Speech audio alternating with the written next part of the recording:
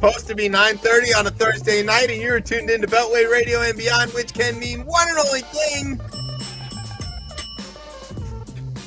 That this is ChipChat. Now get ready. We're gonna do this. You see if I still can do it, right?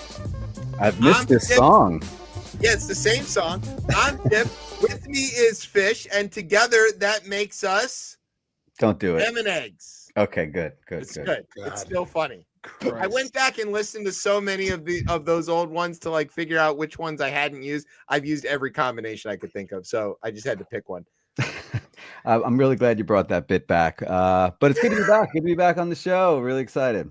We're very happy to have you. Also, Tez, who are you, buddy? You just told him, man. There you go. It's good to know that this shit is still the same. Yeah. All right, and there's another face if Yes. you're watching, because this is radio and people watch radio now. That's Jeff. Hi, Jeff. How you doing? How's life? So, yeah, this is a special edition of ChipChat. It's special because Fish is back, and also he's going to help us talk to Jeff Pearlman, who has a new book out about Tupac, of all things. Oh, you got your copy already? I've been reading it, bro. How did you get it faster? Look at that. I got to have a word with Bezos. Check out your local bookstores. Local Barnes and Noble. There we go. Oh, yeah, your local big chain. Hey, you know, wherever you can get the book, buy the book. Exactly. Local bookstore. Local bookstore, mom right? and pops are always best. I couldn't Right. get out. I've got the never mind. All right. So Excuses. yeah, You have enough already today. this is a maximum co-host show, which means I'm gonna do less than usual. For the first little bit, we're gonna let everybody else do all the talking. And then after we talk to Jeff, we'll have the headlines and some other stuff and all of the things. So you want to do the word, or you want to just get right into the interview? I think you should jump right jump in. straight into the interview. That's what Let's I do it. think. Let's I do was the producing interview. the show. I would do. All right. Go straight I'm gonna do my one part, which is this cool intro that I wrote. I'm super proud of. Jeff Pearlman is a writer who has written for Sports Illustrated, Newsday, and is a columnist for ESPN, amongst many other things. Like Joey Flacco, he is a blue hen, and unlike Joey Flacco, he has written a whole lot of books, including biographies of Barry Bonds, Roger Clemens, Walter Payton, just to round it out. He's also written about sports dynasties like the stupid Cowboys and the Showtime Lakers, which was made into an HBO series, Winning Time. He's also has a blog and appears all the time on various podcasts, and in this case on a live radio show, where we are going to ask him about his new book about well-known sports figure Tupac, which is called Only God Can Judge Me, The Many Lives of Tupac Shakur. Jeff Pearlman and his new book. Welcome to ChipChat. He's here. I just want to So say, you mentioned Joe Flacco.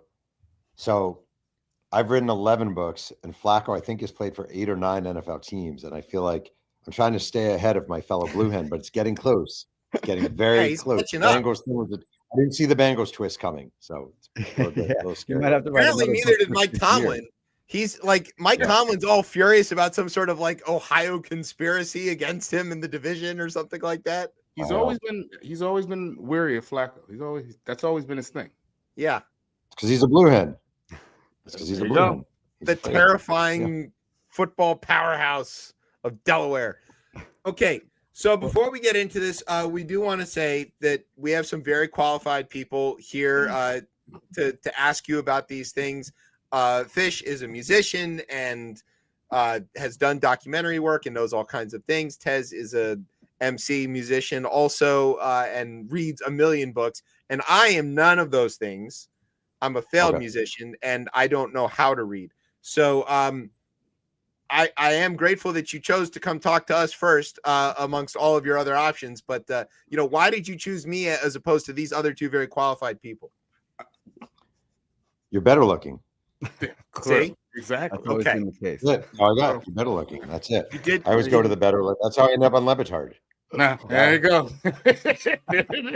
All right, smart guys, take it away. Jeff, I literally came out of ChipChat retirement just to talk to you. I've been following your career for a long time now. I'm a Mets fan from New York as well.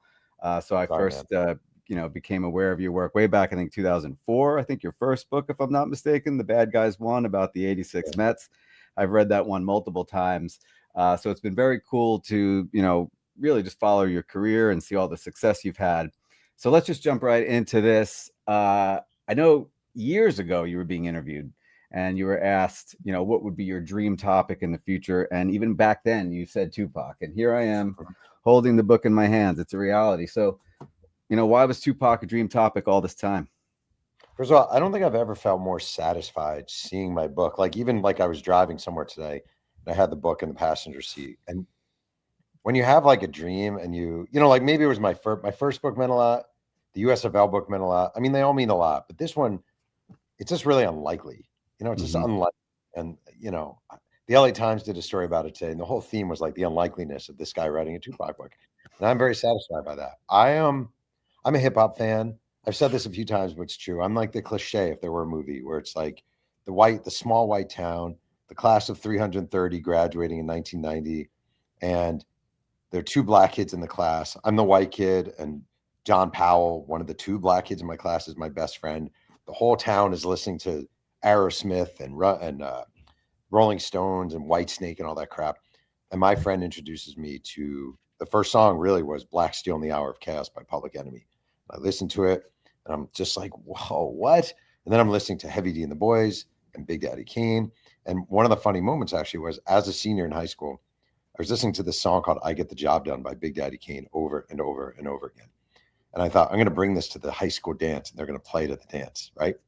In the cafeteria in the high school. And I bring my copy of the Big Daddy Kane CD tape. And I'm tell the DJ, can you play this song? Can you play this song? Everyone's going to love it. And he puts it on. I swear to God, he puts it on and people are dancing. And I would say 30 seconds in, the dance floor just starts to vanish. And by the end, it is an empty dance floor. And it reminds me of this scene in Back to the Future where Michael J. Fox plays a guitar and everyone just is looking at him and he says, your kids are going to love it.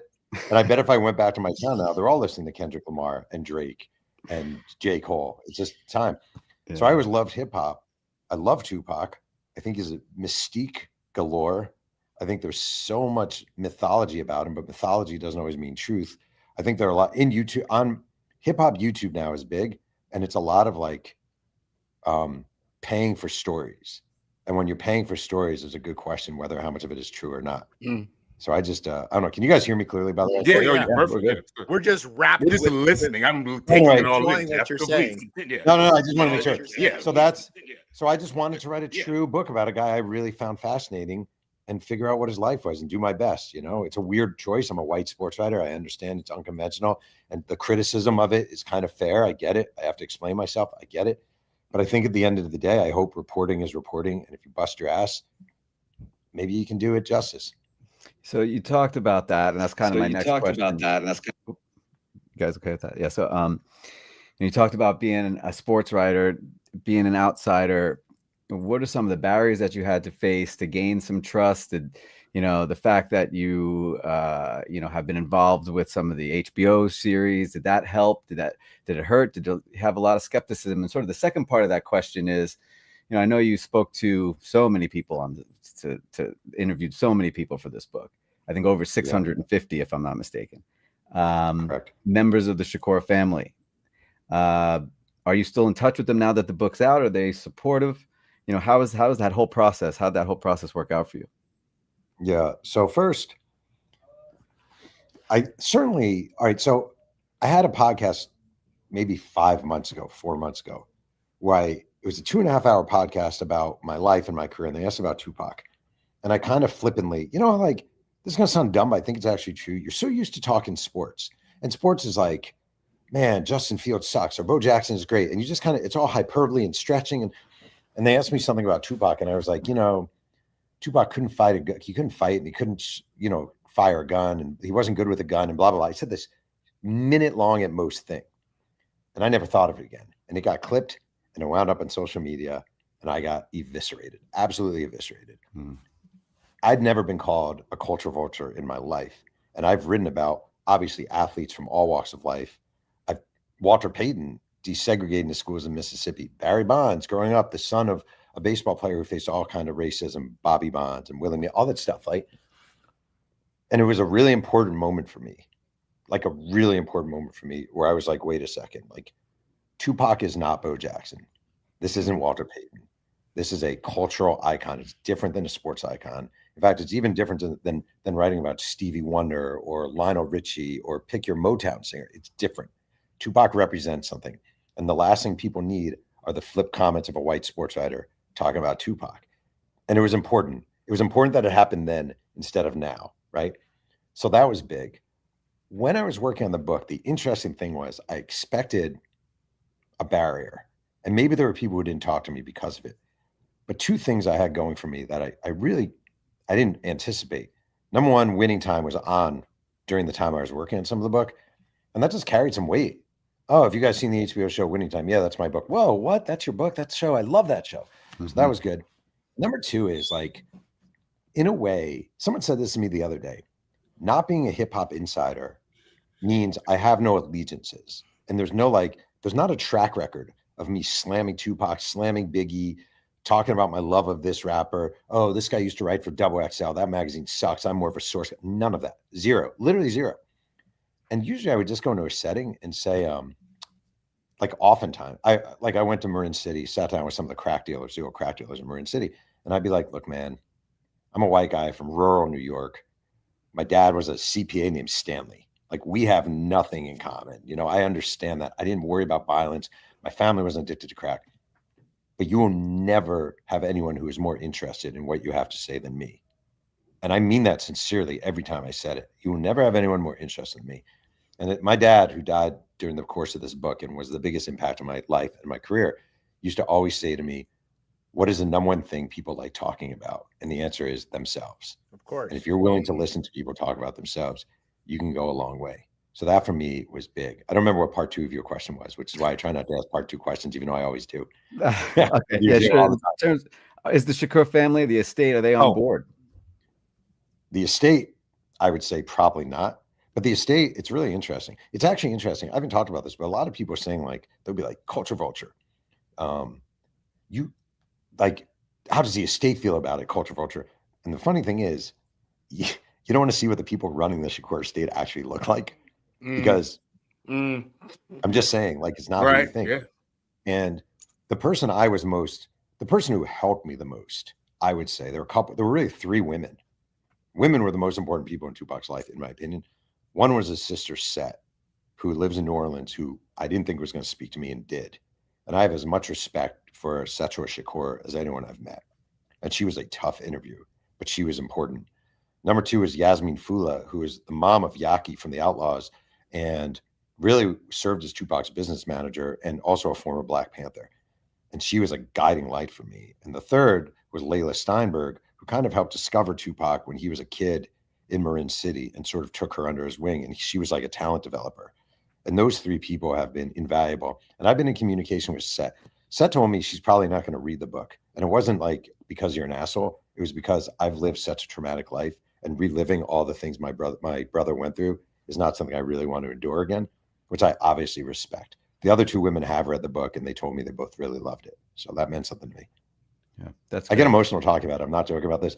This is unlike any book I've written in my life. Any book I've written in my life. Much harder, much more emotional, much sadder. This show's known for making people cry, but not usually because they're happy or anything. They're listening to us. As my son would say, Dad, you're crying because you're a little bitch. Right, go ahead. I don't think that's what we're known for either, but sure. Jeff, I guess quote Emmett Perlman. Right. Jeff, you've kind of already answered kind of the question I had just around, like, I saw some of the I guess pushback around, all right, a white dude is talking about Tupac. And I think Tupac is one of those ones because, like, let's be honest, Tupac fans might be zealots, man, next to like Kobe's. And I say that in like the most caring way. Like, they care so much about the story. But then to the journalism part, I mean, it's not like you're just going and like making stuff up. You're talking to people. And I guess, how have you been able to communicate? And do you worry about communicating that as a journalist? Do you say, hey, I'm just going to go and report, right, the news? But I think this is different than, I feel like Kobe might be the only other person I feel like that folks feel that way. But I think hip hop is one of those weird things where it's like, oh, we want to protect this. Only Black folk kind of can like tell that story. And I don't necessarily think that's true, right? I think you can do the research on that. But like, do you worry about that at all? Or is it just kind of like, no, I'm going to go figure this out. I'm going to write the book I want to write.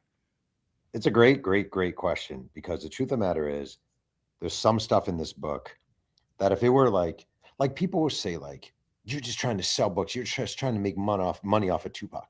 And the truth of the matter is, and I really do believe this, if I really quote unquote was just trying to make money off of Tupac, I would write a love letter to Tupac.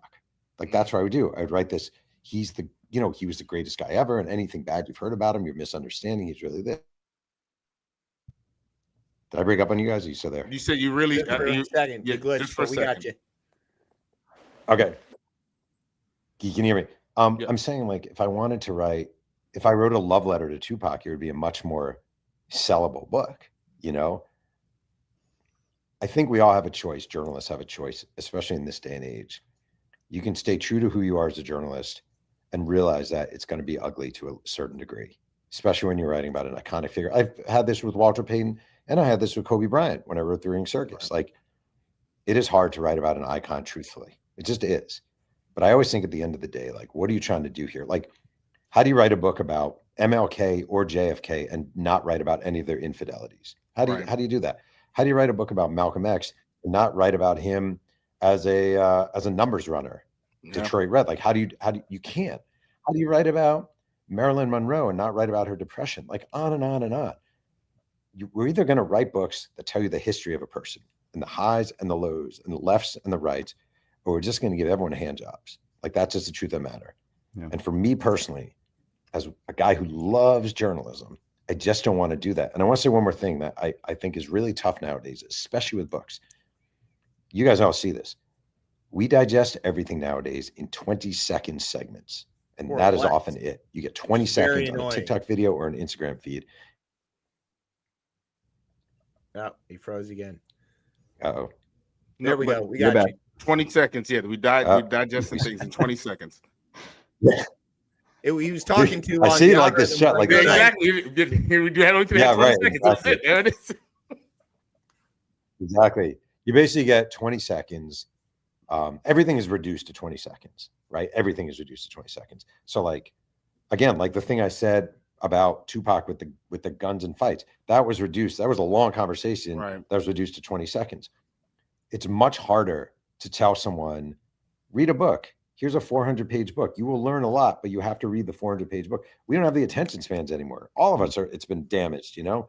So it's much harder. But at the end of the day, I'm a Nashville, Tennessean, Sports Illustrated produced journalist more than anything else.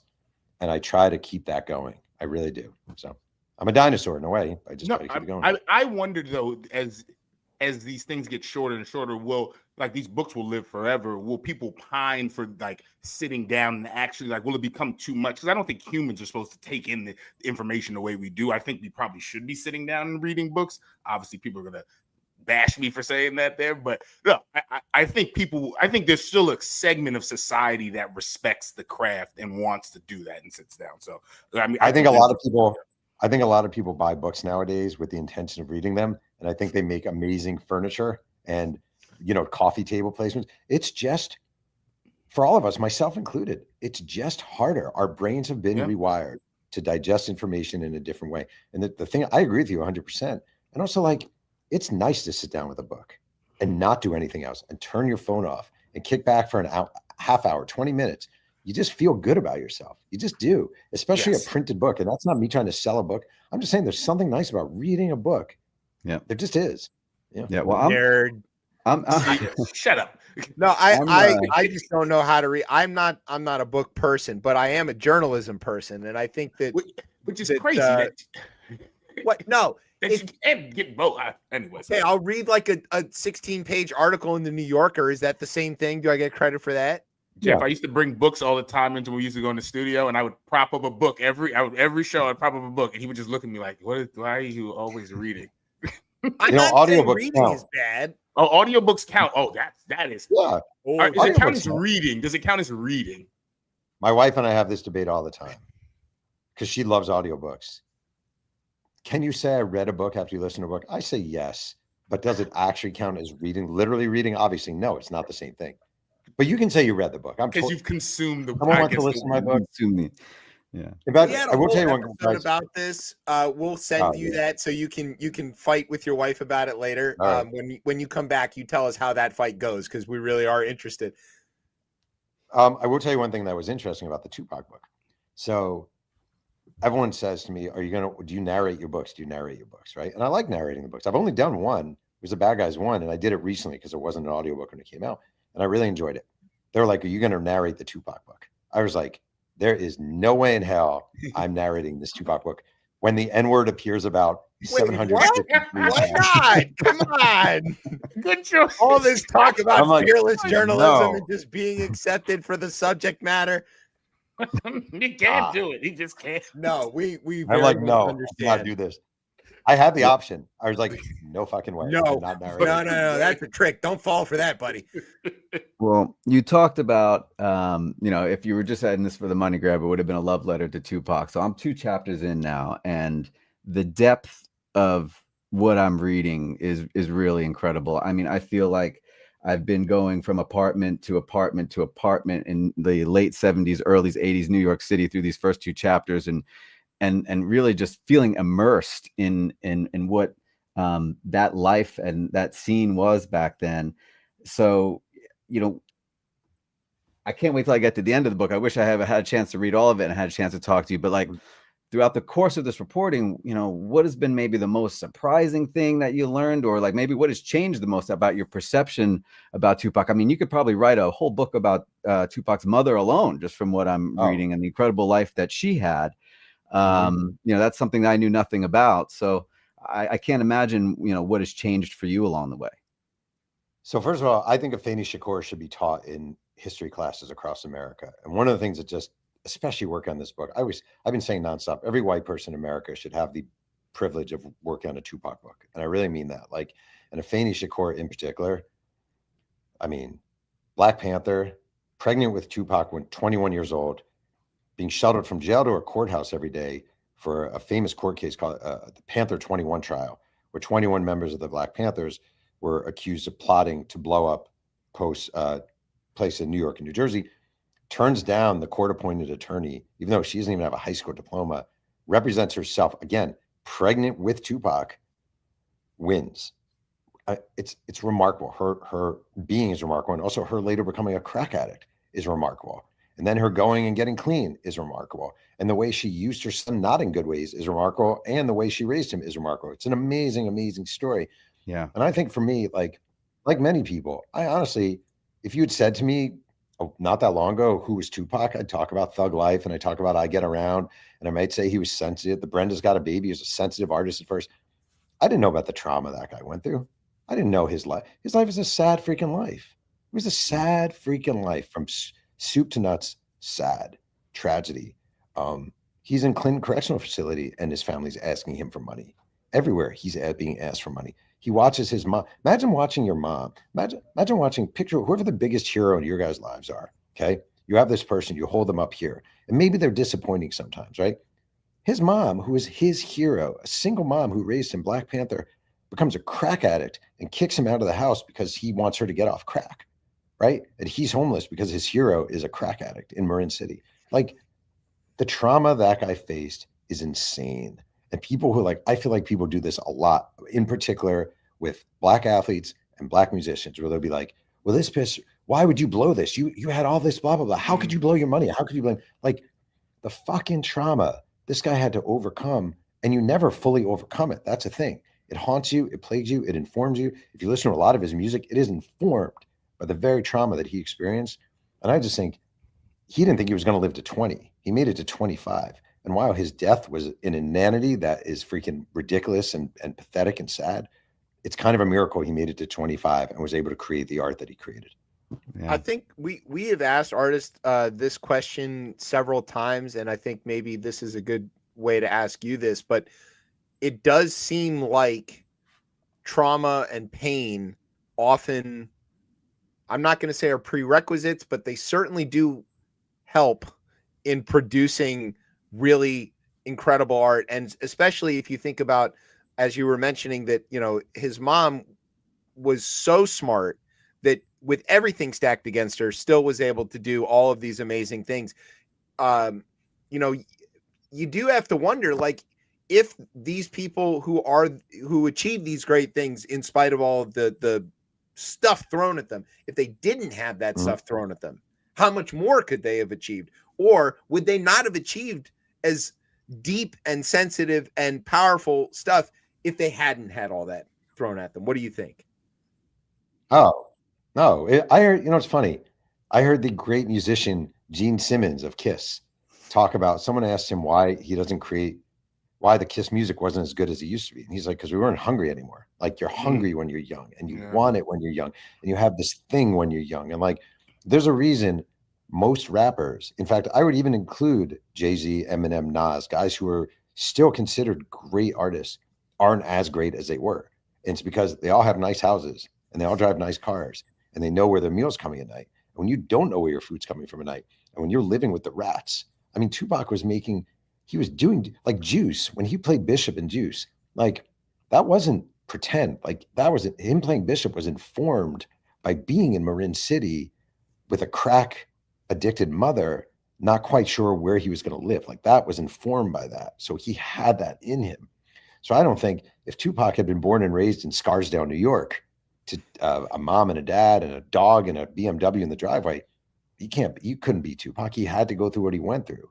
The sad part is, to go through it, you live through the hell that you go through. Like that's the unfortunate part of it, but it makes you who you are. So everything he spit, people always say like, and in a way, when I did that stupid interview, in a way I implied this, which I'm mortified by.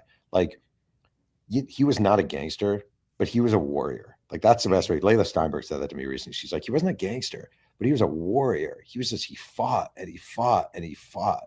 And I just think ultimately his pain made him remarkable. Yeah. Is that a parallel between music and sports, like that hunger and that drive and all that? Of course. There's a reason. I was on, weirdly, this is going to be a name drop, and I don't know him except for today. I was on Marshawn Lynch's podcast today. Oh yeah, he's on our show all the time. Wow, it's funny. He mentioned you guys. Yeah. Tell him I say what's up. Tell him we said hi. No, actually, it's awkward. I told him I was doing your show, and he was like, "Ugh, don't." And I was like, "Yo, man, what?" I have a great Marshawn Lynch story. I can't tell on air, but I will tell folks off air. Okay. He was a delight. First of all, he's great. Was a delight. He's a great person. Oh, so good. Really good. And the greatest person I've ever met. But he was talking about, like, he's a kid from Oakland. He's poor. He needs to eat. You get in the NFL, you're running straight at everybody because you fucking need to eat, right? You need to eat, and you've never had anything, and nothing's ever been given to you. You win a couple of Super Bowls. You have a nice car. You have a nice house. You have the right investor who invests your money. You're not going to be as hungry. It's just a reality. You're not going to be as hungry. It happens to athletes, happens to artists, happens to writers. Being serious about that happens to writers. Like, I'm still really hungry. I don't know why, but I'm still really hungry to write great stuff. But a lot of the guys I came up with, most are gone. Most stopped writing. Most just decided to do something else, which is cool. But like, you do stuff for a while and you just lose a little bit of your edge. There's no doubt about it. Jeff, can I sneak one question in here? One question I've always had about Pac, right, is do you think he understood his power to drive the people? Because I do look at kind of when he goes and moves into death row, right? And like, did he understand like the gravitational pull he had of the people to guide them wherever he wanted? Like, I feel like he could guide not just like hip hop fans, but I think no matter what he did, his voice was that powerful. Do you think he understood that, or was it kind of like, I'm in the moment, I'm making music, right? We're living life very fast at the moment. Like, I've always wondered that about him. Did you find that in the writing? That's a great question. Like a great question. I've not been asked that before. You win the pony, man. That was really good. For real, that's a great question. Okay. I think he did understand the power of his voice. I think he saw himself as a leader. I'll tell you a quick story. Tupac was in a group called Thug Life. And basically it was him and a bunch of his guys he was helping along. It's actually a great album, Thug Life, that nobody bought. And they were on a brief tour with a hip hop group called Lords of the Underground. And Lords of the Underground's lead hip hop artist was a guy named Do It All Dupree Kelly. And I interviewed Dupree Kelly for the book. And he told me one time they were all in Orlando for a show on this little tour. And he and Tupac got in an argument. And Dupree Kelly goes back to his hotel room and he gets a knock on the door a few minutes later. And he looks through the people and it's Tupac. And he calls these other guys in Lords of the Underground. He's like, yo, Pac's at the door. What does he want? I don't know. But I'm just letting you know he's here just in case. He opens the door. Tupac's like, you ain't going to let me in? He's like, all right. And he has 2 40s with him. And he hands a 40 and he says, sit down. And Tupac says to him, and Dupree Kelly's like 23 years old, just out of Shaw University. He's like, listen, I don't like how you talk to me. That's not cool. He's like, but I love that you stood up for your boys. And he's like, we as a people need to stand up for each other. It's fucking more important than anything. And he goes on this long diatribe. And at one point he goes, we need to represent our communities. You need to stay in New Jersey and represent New Jersey. I need to represent Oakland. Cube needs to represent LA. And the other thing we need to do, we need to start making laws. And Jabri Kelly's like, what do you mean? And he's like, we need to be legislators. We need to run for office. We need to be making the laws. All right. And here's the craziest part. You know what Dupree Kelly does for a living now? Oh, don't tell me he's a city councilman. City council. Oh God. City councilman in New York, New Jersey. And when I interviewed him, he said that talk from Tupac was the stirring moment. Okay. Did Tupac know the power of his voice? 100% yes. However, it's a little bit of an educated reporting guess. When he was at Clinton Correctional Facility, he just really wanted to get out of Clinton Correctional Facility. And here comes Suge Knight, who's a manipulative man and a guy who was like giving money to Tupac's mom and like playing the game, sending Tupac a $15,000 check, all this shit. So he bails him out. Well, all of a sudden, who does Tupac have to be loyal to? Death Row. And what is Death Row giving him? Cars, money, apartment. And there was a moment in the book, he was in a movie Gang Related with Jim Belushi. And he's filming Gang Related, and they filmed it in LA.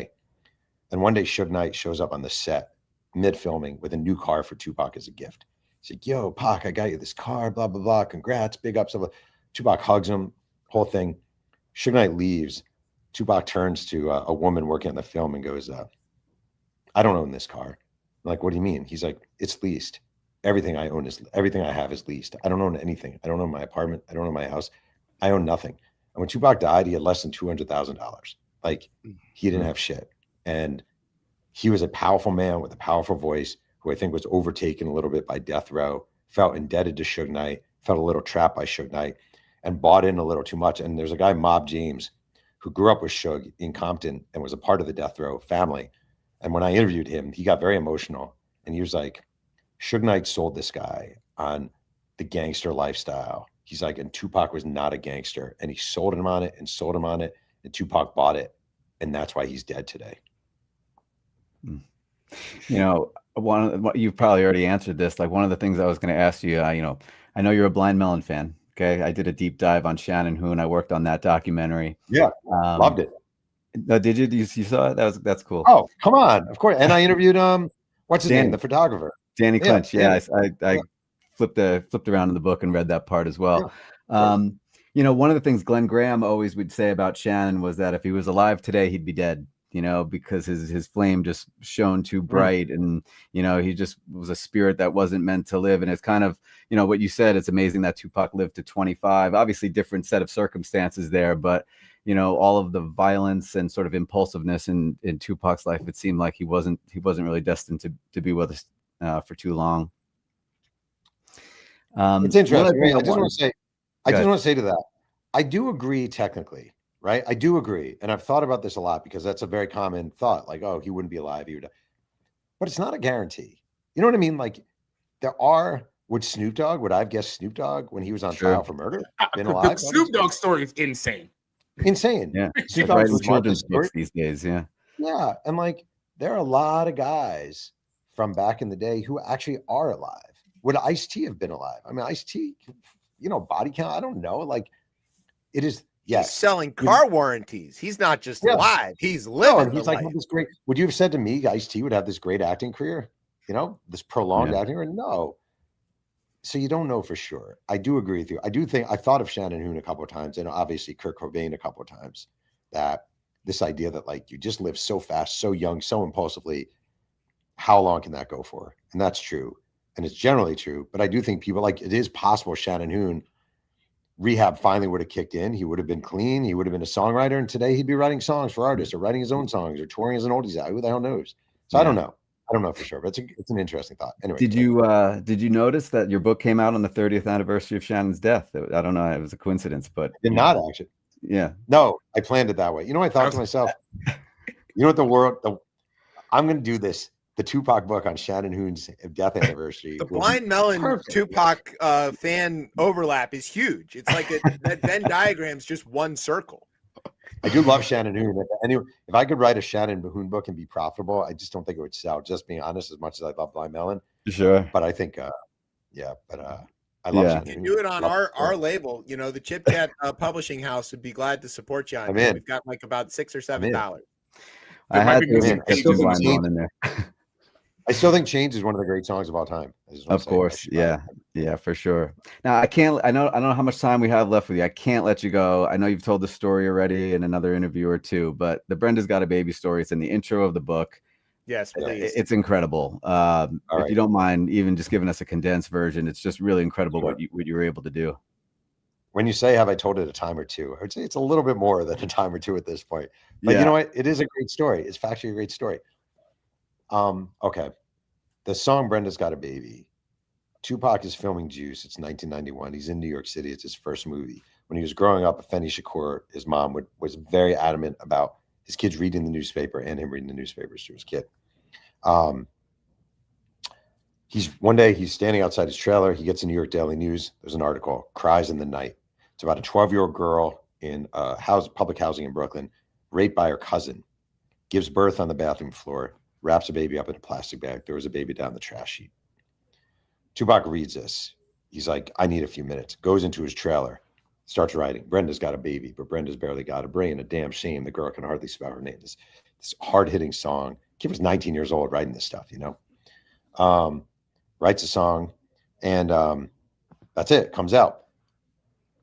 When I was interviewing Layla Steinberg for this book, she's like, we've always wondered whether it even was a baby or whatever. And I was like, well, we can find this out. I have a friend from my high school in Meadowpark, New York, who's an amazing genealogist named Michelle Sully. I reached out to her, the baby. She gets me a phone number one day. She's like, I think this is him. And I text awkwardly. My name is Jeff Perlman. I'm a writer. I'm doing a Tupac book. By any chance, is this you? And I attach like the article. I mean, it's just clumsy and awkward. By any chance, were you the one whose mom threw her down the trash heap when she was 12 years old after she was raped by a cousin who's probably your uncle? Just wondering, like that. You know, it's like That's a ridiculous. normal thing to ask You wrote somebody. back. It's a normal thing. Problem is, no one answers their phones anymore. So what are you going to do? Like, no one answers their phones anymore if it's a strange number. Anyway, he writes back. He lives in Las Vegas. He affirms it's him. I drive out to Las Vegas. We meet at a Starbucks. His name is Davon Hodge. He's the best. He's become I don't make that many friends off of books. He's definitely become a friend and someone I really. Still hear you. Worst time to freeze. Yeah. All right. So Davon becomes a friend. I go out to Las Vegas. I sit down with him, and basically he tells me he was adopted by a parent after he was thrown down the trash heap. He's adopted by a mom and dad. They moved to Las Vegas. They're in Las Vegas. His adoptive parents died somewhat recently. He does an Ancestry.com search, spits into a thing. It comes back. Brooklyn, Brooklyn, Brooklyn, all these relatives, Brooklyn, Brooklyn. He reaches out. He winds up, they all live in the Noble Drew Ali public housing unit where he was born and thrown down the trash heap. He goes back to Brooklyn. He meets all these relatives. It's like Antoine Fisher. It's like the hugs and the kissing and the food and grandma and uncle. It's amazing. How do you feel about Tupac, Davon? I love Tupac. How do you feel about the song Brenda's Got a Baby? I love that song. We think it might be about you. What? They have this inclination for whatever reason because of the timing and everything. This song's about you. All right. He hasn't seen his mom. She threw him down the trash heap. I say to Michelle Sully, the greatest wizard of genealogists ever, is there any way we can find the mom? She's like, I don't know. I'll try. She has his number. She reaches out one day. She basically says, my name is Michelle Sully. I'm working with an author named Jeff Perlman about a Tupac book. This is kind of random, but did you have a baby when you were 12 years old? She starts screaming and crying immediately into the phone. Oh my God. Oh my God. Oh my God. What do you know? Do you know? We know where your son is. We do. Oh my God. Oh my God. I've been looking for him for decades. I got to get home to Newark, New Jersey. I got to get home to Newark. Well, where are you now? I'm at a concert. What concert? Red Hot Chili Peppers. Where are they playing? Las Vegas. Your son lives in Vegas. And they meet that night and reunite. And it's the best. It's not my find. Honestly, God, it is a genealogist, but I at least had the inclination to go to high school with a really good genealogist. And together we wove this, and now it's the opening of my book. Yeah, no, and it's a great find. Like, it's such a powerful opening to the book. And like I said, I heard you tell that story before, and just to think that if Tupac hadn't written that song all those years ago, and if you hadn't done what you did, then that would have never that reunion would have never happened. So that is just really incredible. It's slightly more important to me than recreating the drunk flight back from Houston after the '86 Mets won the NLCS. Only I slightly. just saw that actually. On your YouTube channel, Sports Chronicles with Jeff Perlman. Is that right? Yeah. So yeah, that's you can check out Jeff's YouTube channel there as Press well. Box Chronicles. Press Box Chronicles. That's There you right. go. That's right. Out of the 652 people that you interviewed, did you try to talk to Madonna? I did. I did not get very far. I also didn't get Jada Pinkett, who we went to high school with. I tried that too. Did you learn any insight into that relationship at all? Was it thought it superficial, or do you think there was a real relationship there between Madonna or Jada? Madonna. With Madonna? Yeah. Oh, you're breaking up. Yes, with Madonna. Yeah. So it's funny. He wrote her a very passionate letter from prison, basically breaking up with her and explaining how it wouldn't strike his fans correctly as a black man to be dating Madonna and all these things. And he wrote like this. I mean, his letters are always very intense. And he writes his letter, and Madonna's like, okay, and just moved on. But they were like in a kind of relationship for a while. But Tupac's relationships, with rare exception, were, and this isn't a dogging on Tupac at all, but like he was young, like they were sexual. I met with Lisa from Lisa Cult Jam, and she was awesome. And I was like, so did you date Tupac? And she's like, I wouldn't call it dating. That's what she said. I wouldn't call it dating.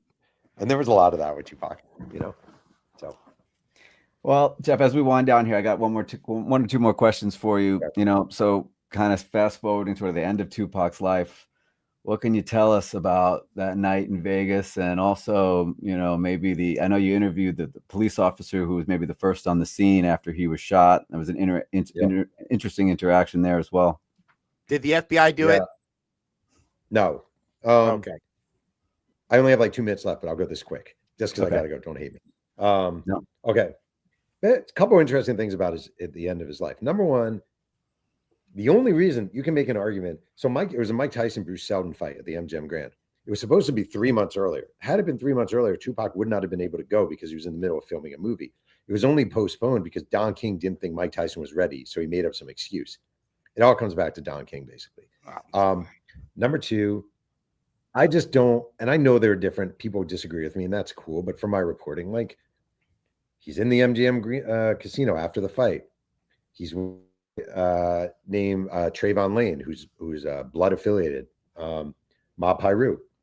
A few weeks earlier, he had an altercation with a member of the Crips named Orlando Anderson, he had ripped off his medallion at a Foot Locker at a nearby mall. They're in the MGM Grand. There's Orlando Anderson. Who took my chain? That's the guy right there. He Tupac goes, which one? He goes, right there. Tupac walks up, says, you from the Southside Compton Crips, punches him in the face. They all stomp on Orlando Anderson. Later that night, Orlando Anderson is driving around looking for Tupac with Keefe D, his uncle. And I interviewed one of Orlando Anderson's closest friends, and what he said to me, to paraphrase, is, how's he going to go back to Compton having been publicly beat up by a rapper? Not a gangbanger, but a rapper. Like, how do you survive that? How do you recover from that image-wise?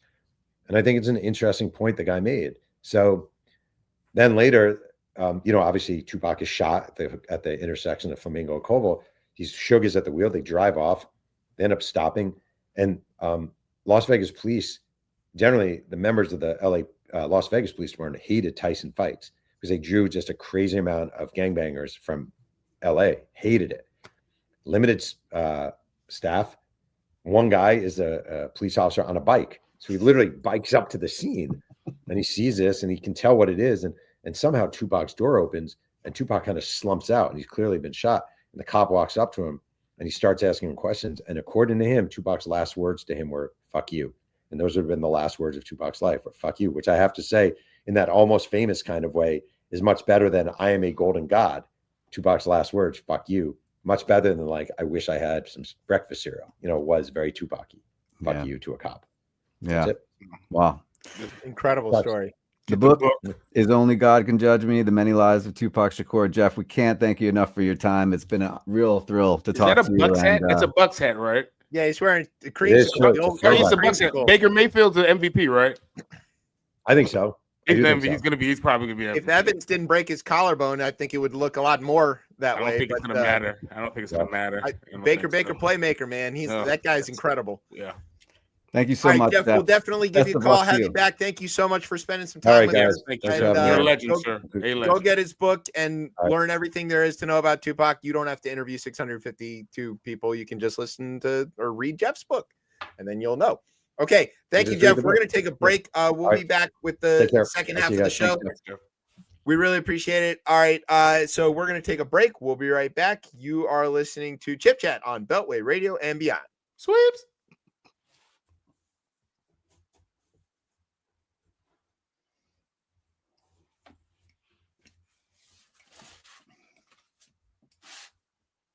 Breaks are late too. Yeah, we're doing the test break. Brian didn't have the AI stuff queued up yet. Tez, do you feel like slapping any particular people today?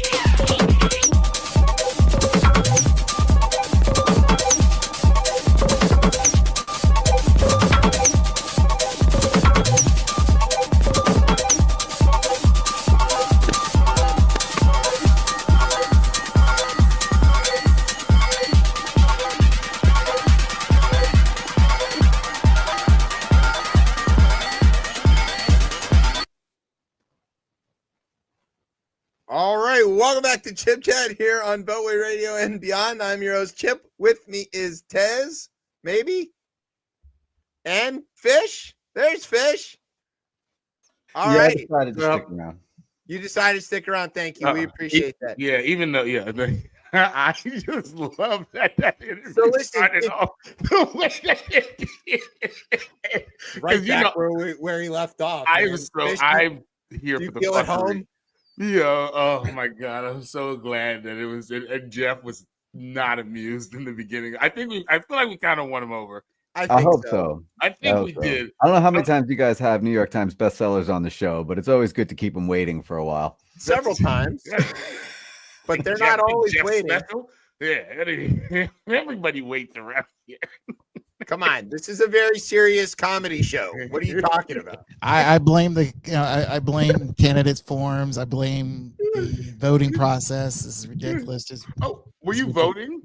Yeah, no, because I had a city candidates form. So there's So he was participating in democracy. Yeah, After the clip I posted out, how you kind of berated me how I want a direct democracy instead of a legit republic as we're supposedly living in. Listen, your last week's effort or 2 weeks ago's effort at like appealing to the VAR on Trump's election,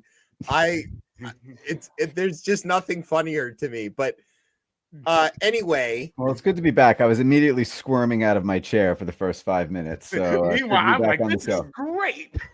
So, Fish, listen, if anybody's listening, right, here's the thing that you might have just listened to the first part of the show and think, oh, well, Fish is just this brilliant journalist who likes to ask all these questions about, to important writers and stuff. He actually used to be a co-host of this show for years, tolerated me for a long time. Never came this prepared one time when I was actually on the show. Yo, I just want to go behind the scenes. Like Fish's notes inside the document. I was reading them today. I was like, oh, this shit is like serious. And like, mine has ask him about being white. Mine is just like it's like a word. It's just like, oh, I'll figure it out. I'll figure out how it's moving once we get there. No, but you got props for giving him the best question, or Yeah. Look, man. I don't know. Just had to, that's just talent. That's just talent. I don't know. You don't prep for that. It's a weird. Tez is gonna be the new Terry Gross when she finally retires. Clearly not. I always tell people on the show, because your name is on it, like I invoke Levitard, but it's weird that like me being the Cuban is Stu Gatz, when he's Jewish, and you're really more Levitard, but I'm the Cuban. Well, hold on to that Cuban stuff, and specifically the Italian stuff, because that's going to come up in a little while. It is foreshadowing. All right, so Fish, we have this is like a slightly varied version on our old segment with the rundown. This is just headlines, though. So do you want to try your hand at your old gig and do some headlines with us? I mean, I'm here. Here. So we're just going to go in order, and we'll just go down the list. And so I think since the screens are all different for everybody, we'll go Fish, Tez, Chip, and in that order. I have not counted ahead. I don't know. Fuck. Wait, you want me to read all of this? So we'll just see. Talk to you don't like reading now? Just talk to an author, and now you're talking about reading. You're anti-reading. All right. So where am I starting after this? Where it says after picking a fight. All right. Here we go, people. All right. So after picking a fight with a major coffee producer in Brazil, Trump threatened Colombia next, driving shares of Red Bull through the roof. That's right. Speaking of coffee, Maxwell is changing their name of their flagship brand from house to apartment because they are completely out of ideas. Wait, are these like one at a time? Yeah, you're supposed to say yours and then hand it off to read everyone. Like, you do not want me to read this whole thing. No, it's supposed to be like weekend update. So let's go back to the next one. Let's go back to the first one. So, then I say yeah, so after picking a fight with a major coffee producer in Brazil, Trump has now threatened Colombia, which is driving shares of Red Bull through the roof. There you go. All right. Speaking of coffee, Maxwell is changing the name of their flagship brand from house to apartment because they're completely out of ideas. Trump's continued attacks on vessels in the Caribbean has gone about as well as his handling of the Epstein files. So well, in fact, that he's recently expanded to attacking boats in the Pacific. Noted opponent of random wars and neighbor everyone loves to tackle, Rand Paul voiced opposition to Trump's extrajudicial drone strikes. So if you live in Kentucky, watch out for drone strikes. Kaboom. There you go. Now you got it. There it is. Millions of people came out last weekend to protest Trump and his policies. Republicans accused the protesters of being anti-Semitic and also funded by the dirty globalist Jew, George Soros. That's right. Soros denied the allegations and bought a yacht to prove that he hadn't blown all his cash on inflatable frog costumes. Glad you read that one. DHS shock troops continued their fight for the streets of Portland. So far, they have apprehended 5 unicorns, 3 T-Rexes, and 15 frogs. The streets are far safer tonight. That's right. Of course, it's a lot safer. A panel for the Ninth Circuit ruled that Trump could invade Portland with National Guard troops, sending sales of bulletproof frog costumes soaring.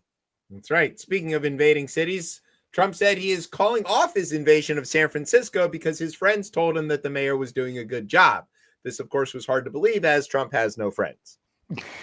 Trump also floated the idea of giving tomahawks to Ukraine, but after a phone call with Putin, decided instead to have them cooked well done and served with ketchup. That's a steak joke. That's a really good. I laughed at that when I read it. It made me laugh. Trump's staff misunderstood his euphemism and actually started tearing down the side of the White House with construction equipment this week. Worse still, the gear that they're using is made in Sweden. Yeah, it's all Volvo. After destroying half of the White House, Trump's next renovation project will be his neck vagina getting a nip and tuck. I'm going to preface this by saying I did not write any of these jokes. Oh, don't! Of course you did. You wrote it all. Japan has a new prime minister, and this time it's a woman. So get ready for prices in the panty vending machines to plummet. Yes. Christ. Yo, I see why you put a disclaimer. Jim Comey asked the judge to dismiss his case, calling it vindictive and facially flawed. Or did I say that right? Facially flawed? Excuse me. Facially flawed. Oh, Christ. Butchered that one. But given photos of people at Mar-a-Lago, facially flawed is right in Trump's wheelhouse. Yep. Over the weekend, Waffle House hostess and part-time lawyer prosecuting Comey's case, Lindsay Halligan, used Signal to text a reporter a bunch of grand jury information and then tried to claim that it was off the record days later. She has been promoted to Assistant Secretary of War. Fairly up. Trump says he has inked a deal with Australians for access to their supply of rare earth metals. But what he actually got was a lifetime supply of square wombat poop. That's true. They poop cubes. Okay. That's a real thing. You can look it up. Kind of barf a little bit. The shutdown is caused all...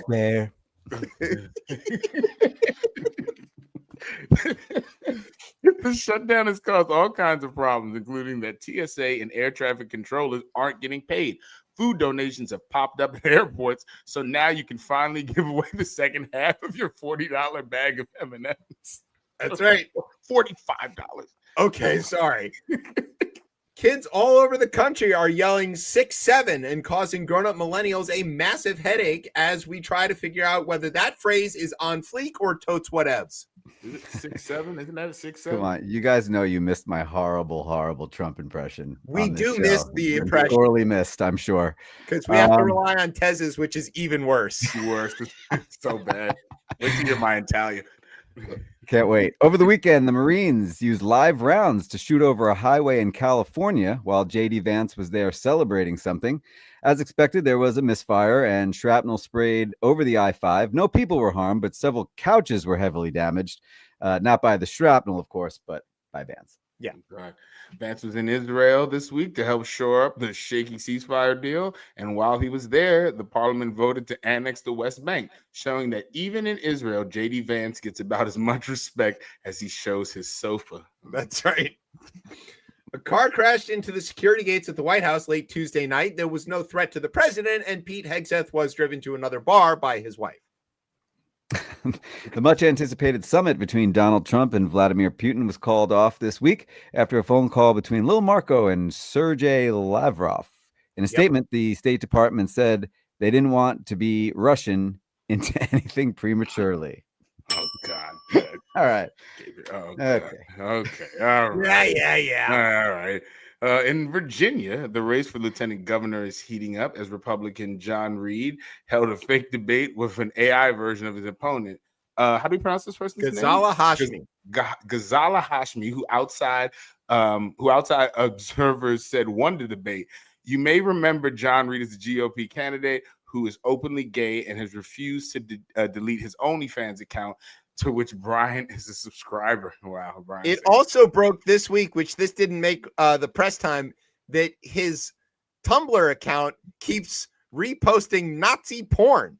His Tumblr? He has a Tumblr, and he keeps using it, and he's reposting Nazi porn. The Tumblr servers are still up. Interesting. Apparently. Did not know. Yeah. All right.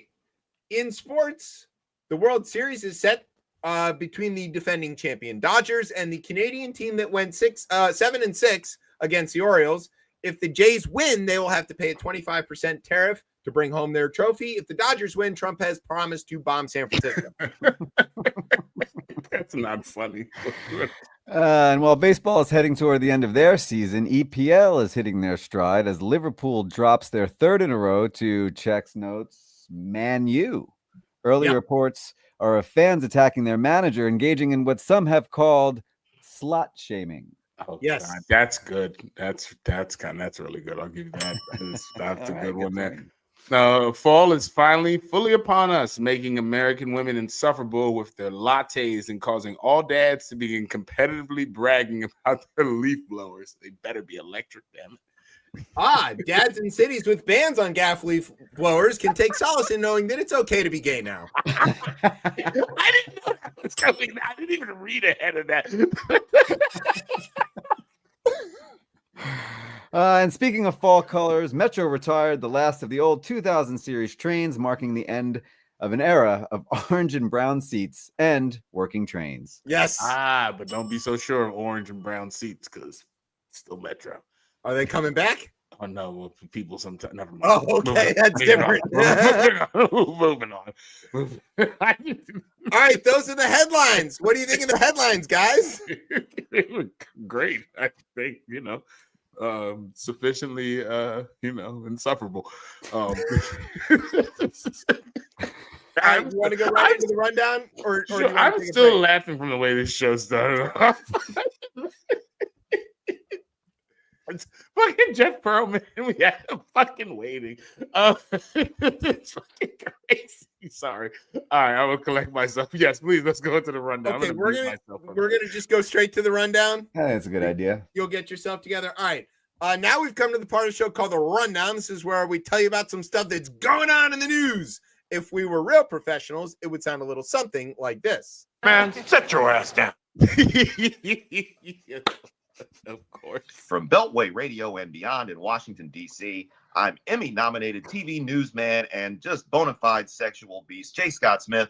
And this is the part of the show where I tell some stuff about maybe not me, but somebody else is going to tell some stuff about what's happening in the news. So what's going on in the news, fellas? Thanks, Jay. All right, this first one is about, there's another Virginia, like I live in the real Virginia, and then there's a new one that, they broke off, right, a while ago, but it's called West Virginia. They get to have senators, which I was shocked to find out about, and one of them is called Jim Justice, which is a funny name.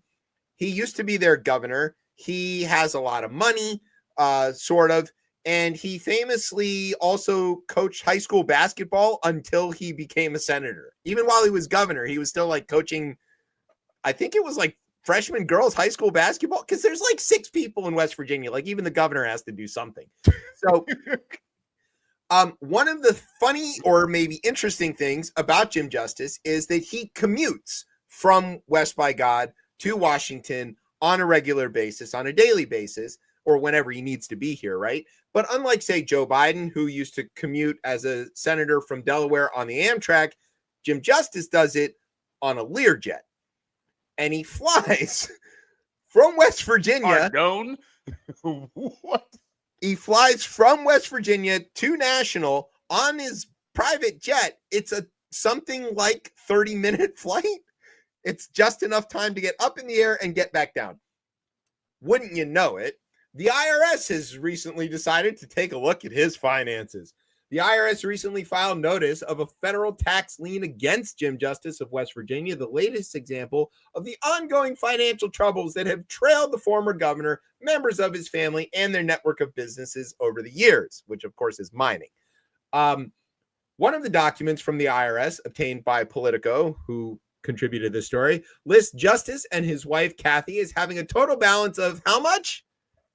$8 million in unpaid assessments, which in West Virginia money is like $1 trillion.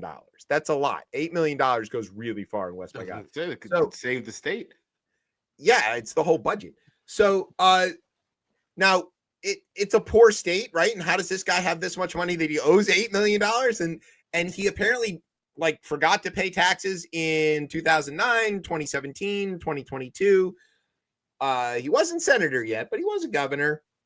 And he basically has been telling everybody this will all just work itself out. It'll be fine. He has no answer. He's no excuse or anything like that. But, flying around on the Learjet's probably what tipped him off. Like, how can he afford to do this on a senator salary? I feel like another senator probably dropped a fucking dime on, imagine you're if you're traveling up and down the East Coast from somewhere, or maybe you're flying out of National on, some of them get on freaking regular like commercial they planes. do. Most of them. Most of them do. And you're like, wait, hold on. Who was getting in a Learjet? What? It's also important to note that while the government has been shut down and the Senate can't pass a budget and nobody can do anything, Jim Justice did throw a birthday party in his office for his dog. That was apparently very well attended, and everybody likes the dog. She's a little bulldog. Her name is Little Girl, and everybody likes her. But so sensitive to the needs of the people. Okay, now Tez, we need your help on this story. One of the things that we know is that every time people like, say, me, who is Jewish, says, "Hey, Republicans keep saying things that are Nazi things," because they do. Or anytime somebody who is black, like say Tez, says, "Hey, these guys keep saying racist stuff," because they do, they all complain and go, "We're not racists. We're not Nazis. Stop calling us that. You just don't agree with us." And we're like, no. We don't agree with you. And also, you keep saying the Nazi things. Case in point being, recently there was reporting about the young Republicans who were the big text thread. Big thread where they were using every racial slur in the book. They were taking everybody out too. Yeah. JD Vance waved it off as saying, "Oh, well, these are just young, they're just kids." Turns out they're all 35. Right. Yeah. They have kids of their own. The future leaders. Yeah. Future leaders. Some of them already working for senators and stuff. Enter one Mr. Paul Ingracia. Paulie, my man Paulie. Yeah, Paulie. What's his mob nickname, Tez? What's his mob? I never thought about that. Hold on, I gotta give you a thing. What is Paulie's mob nickname? Paulie Grassi. Paulie Grassi. Paulie shit talker. I don't know. What do we got? Paulie the racist. Well, he is that. He's also apparently a rapist because he's fighting those charges. I didn't know. He initially sort of like pops up on the radar because he's helping in the Doge stuff and he's helping in the administration to like end government. And then he gets nominated for the position of the head of the office of the special counsel, which is not what it sounds like. It's basically in charge of government whistleblowers and protecting them in case any of them come forward. And he had a confirmation hearing that was scheduled for today, but didn't happen. Why didn't it happen? Well, because Paulie Ingracia was out here saying some really, I think when Thune doesn't think you can get nominated at that point, then you probably have tanked the nomination. But yeah, in that group chat, he said some pretty crazy things. All right, what are some of these things that Paulie had to say, right? So they battled the quote. Yeah, I gotta quote some of these. Let me be really careful right now before I thank you for throwing that out there, right? Right. So the embattled nominee, obviously was going to lead the Office of Special Counsel, told a group of fellow young Republicans in the tech chain that Martin Luther King holiday should be, quote, tossed into the seventh circle of hell, end quote, and said he has, quote, a Nazi streak, end quote, according to the text chat viewed by Politico. Again, as Chip mentioned, he was supposed to have a hearing. That hearing is no longer happening. According to the chat, which one participant responded, quote, Jesus Christ. That's a great. Yeah. The notable thing about this is how many people in the group chat were like, "Whoa, dude!" I want to talk. That's an interesting point at the end of this that I want to get to. Right. All right. Well, read some of the quotes. So using an Italian slur for black people that Ingracia wrote a month earlier in the group chat, seen by Politico, quote, "No Muliano holidays from Kwanzaa, MLK Day to Black History Month to Juneteenth," end quote, then added, quote, "every single one of them needs to be eviscerated," end quote. When I typed this up, Google Docs was like, we don't know the word Mulan, and we don't have any suggestions, but we don't think that's spelled like a real word. No, well, look, it's a very popular word for the Italians. It's very. You might want to clear up that you are Italian. I know. Yes, my father is a quarter of Italian. And we usually make. I'm surprised. I should have, if I was actually thinking asking Brian to produce the show and giving him more content, I would have told him to throw up a picture of Mike Tirico. But Mike Tirico hasn't had a comment on this yet. But I'd love to know what he thinks about this as well. My fellow Italian. Politico interviewed two people in the chat and granted them anonymity after they expressed concerns about personal and professional repercussions. Yeah, right. Double click on that. Everybody in this chat scared shitless that this shit got out, right? Because it's a decent amount of folks that I maybe do feel a certain way about policy and maybe are like blatantly racist, but they don't want people to know that they're blatantly racist. Where's the one quote in here where some dude is like, yo, you're gonna be at a private law firm and this shit lives forever, right? Yeah, so while you're digging that up, I want to say, like, initially his response was to deny this, and he's like, oh no, these texts are manipulated, they could be out of context, and even if the texts are authentic, they're clearly read as self-deprecating and satirical humor, making fun of the fact that liberals outlandishly routinely call MAGA supporters Nazis. I don't know why we would ever think that. Why? I don't know. This shit just keeps on happening, but. And he didn't just go after black holidays, right? Yes. He later went on to say, never trust a Chinaman or an Indian. Right. When talking about Vivek. Right. And then Vivek did not want to answer that for whatever. I don't know why he didn't provide a comment. A month later, discussing why some Republicans feel that Democrats make black people into victims, the text show Ingracia remarked, and I am not touching this with a 20-foot pole. I got you on this one. Blacks behave that way because that's their natural state. You can't change them, end quote. He then added, according to the chat, quote, proof all of Africa is a shithole and will always be that way, end quote. In the first term, Trump used the term shithole countries to describe some African nations and Haiti specifically. As he was so. And like at several points throughout these text chains, people say things like, Paul, you're coming across as a white nationalist, which is beneficial to nobody. And then he said that defending our founding isn't white nationalist. And and then he went on to say things about white people building this country, which Bill O'Reilly already made very clear is definitely how that went. But here's the quote that you were looking for. You want to hit him? Yeah. So hold on, that movie. Did I miss what did I oh, here it is. So the comment prompted the same participant to respond right after he's saying that whites build this country. He said, quote, you're gonna be in private practice one day. This shit will be around forever, brother. End quote. Yeah. That's definitely one of the people who talked to the newspaper. Yeah, it's Hulk Hogan. Yeah, you're around forever, brother. Yeah, he Hulk Hogan from the beyond.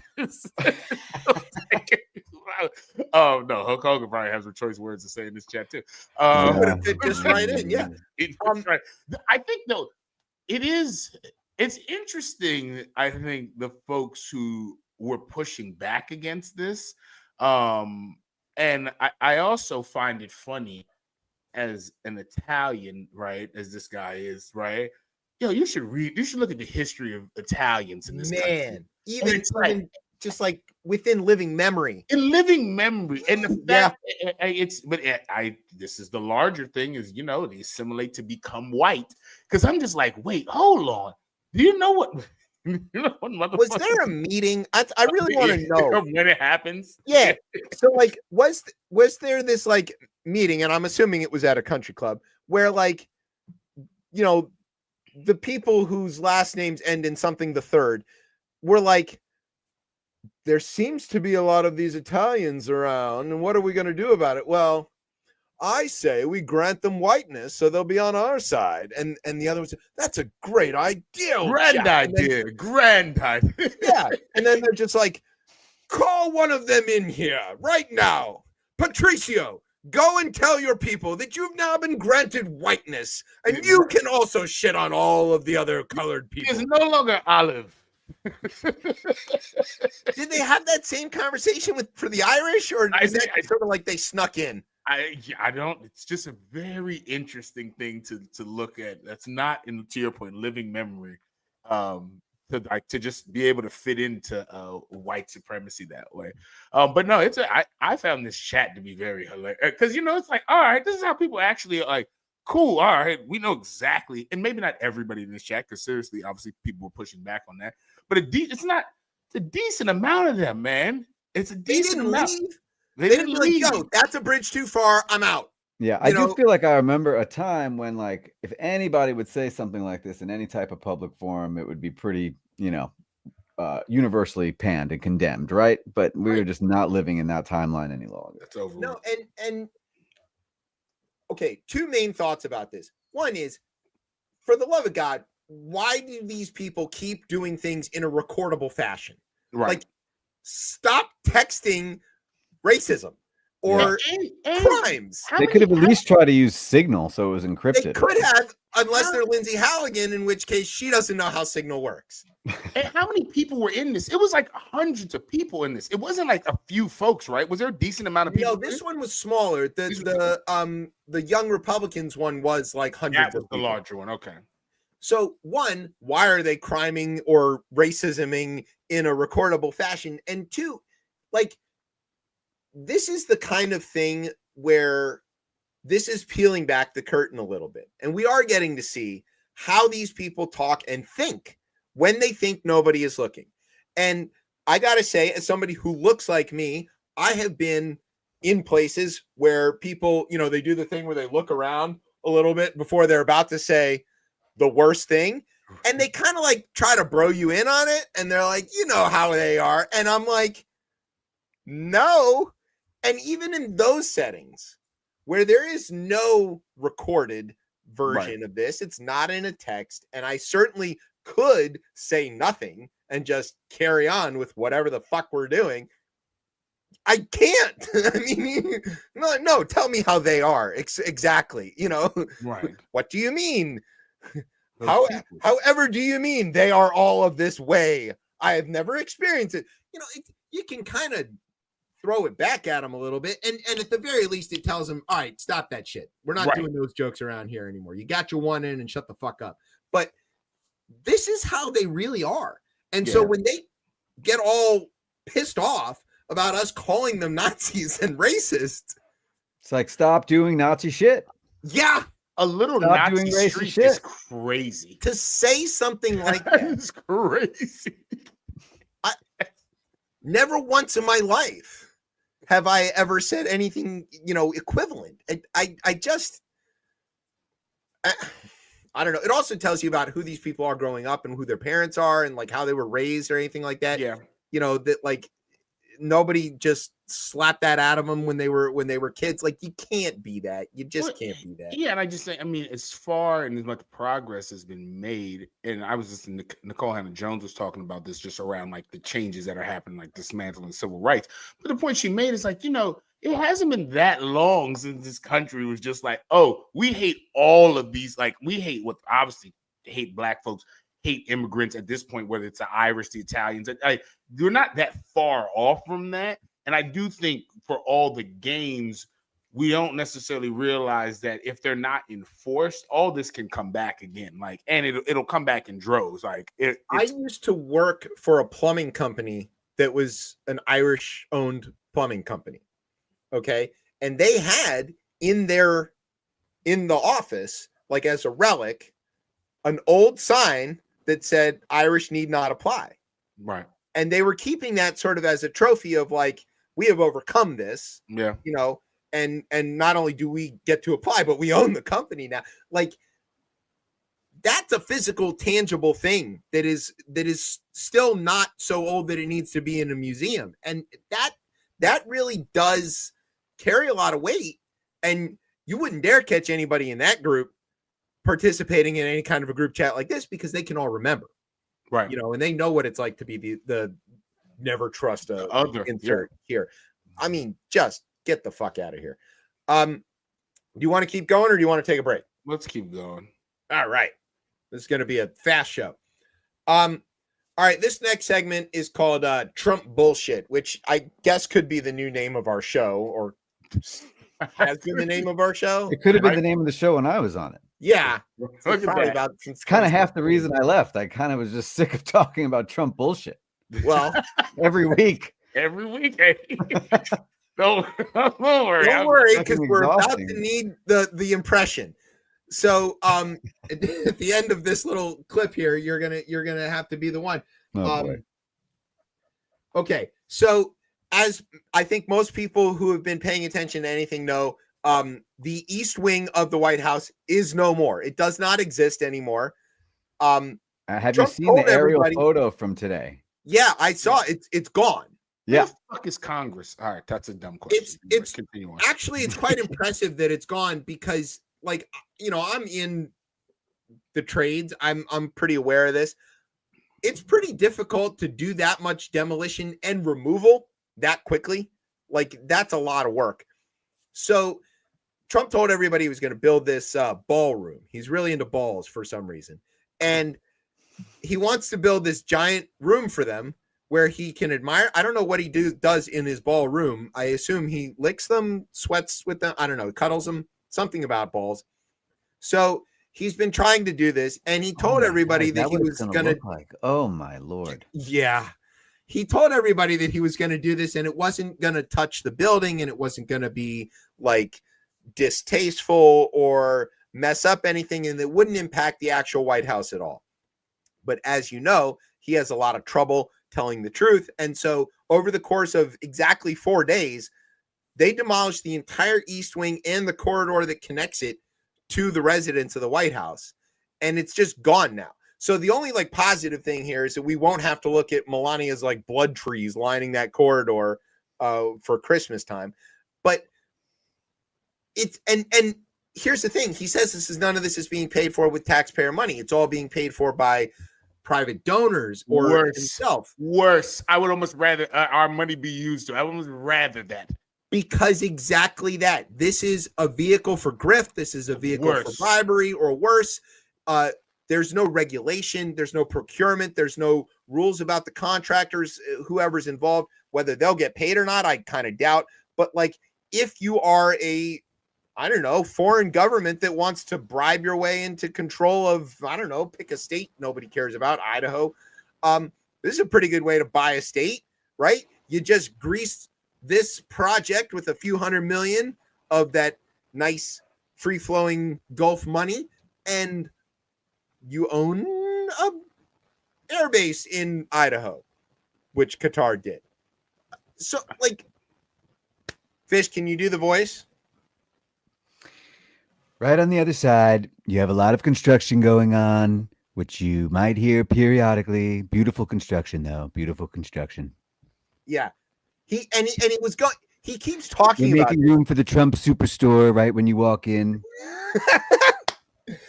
Levitt even told everybody at the press briefing in the middle of the shutdown that the ballroom is his top priority. Of course. Which it does seem to be. Speaking of his gift shop, have you seen what Gavin Newsom's gift shop is selling?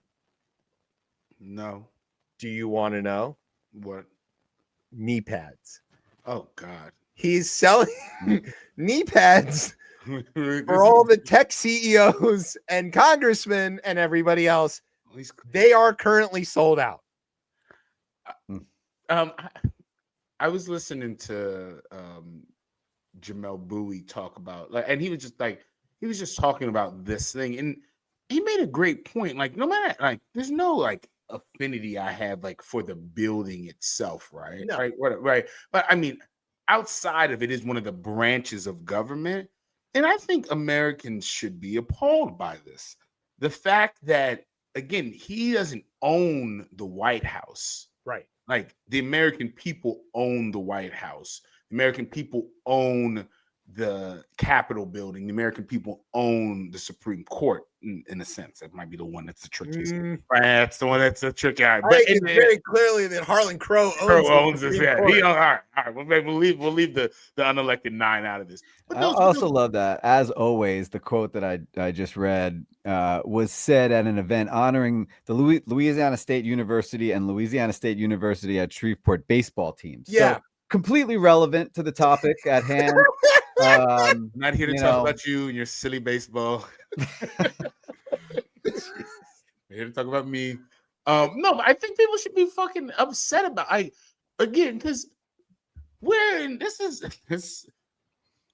not so much the building, but the fact that the actual constitution of this country has really been, in a sense, just thrown to the side. I'm not going to say it's dead, right? But Congress should approve any changes to the White House, right? So there should be a formal, there should be something that I saw the Park Services come out and be like, "Hey, yo, hold the fuck up," right? We just don't start butchering the Park Service. Right? Who was it? So the Park Service is in charge of administering the White House, and that runs through the National Capital Planning Authority, which is in charge of all the monuments and everything around here. The problem is that reports up through the Park Service, which reports up through Interior, which is executive branch.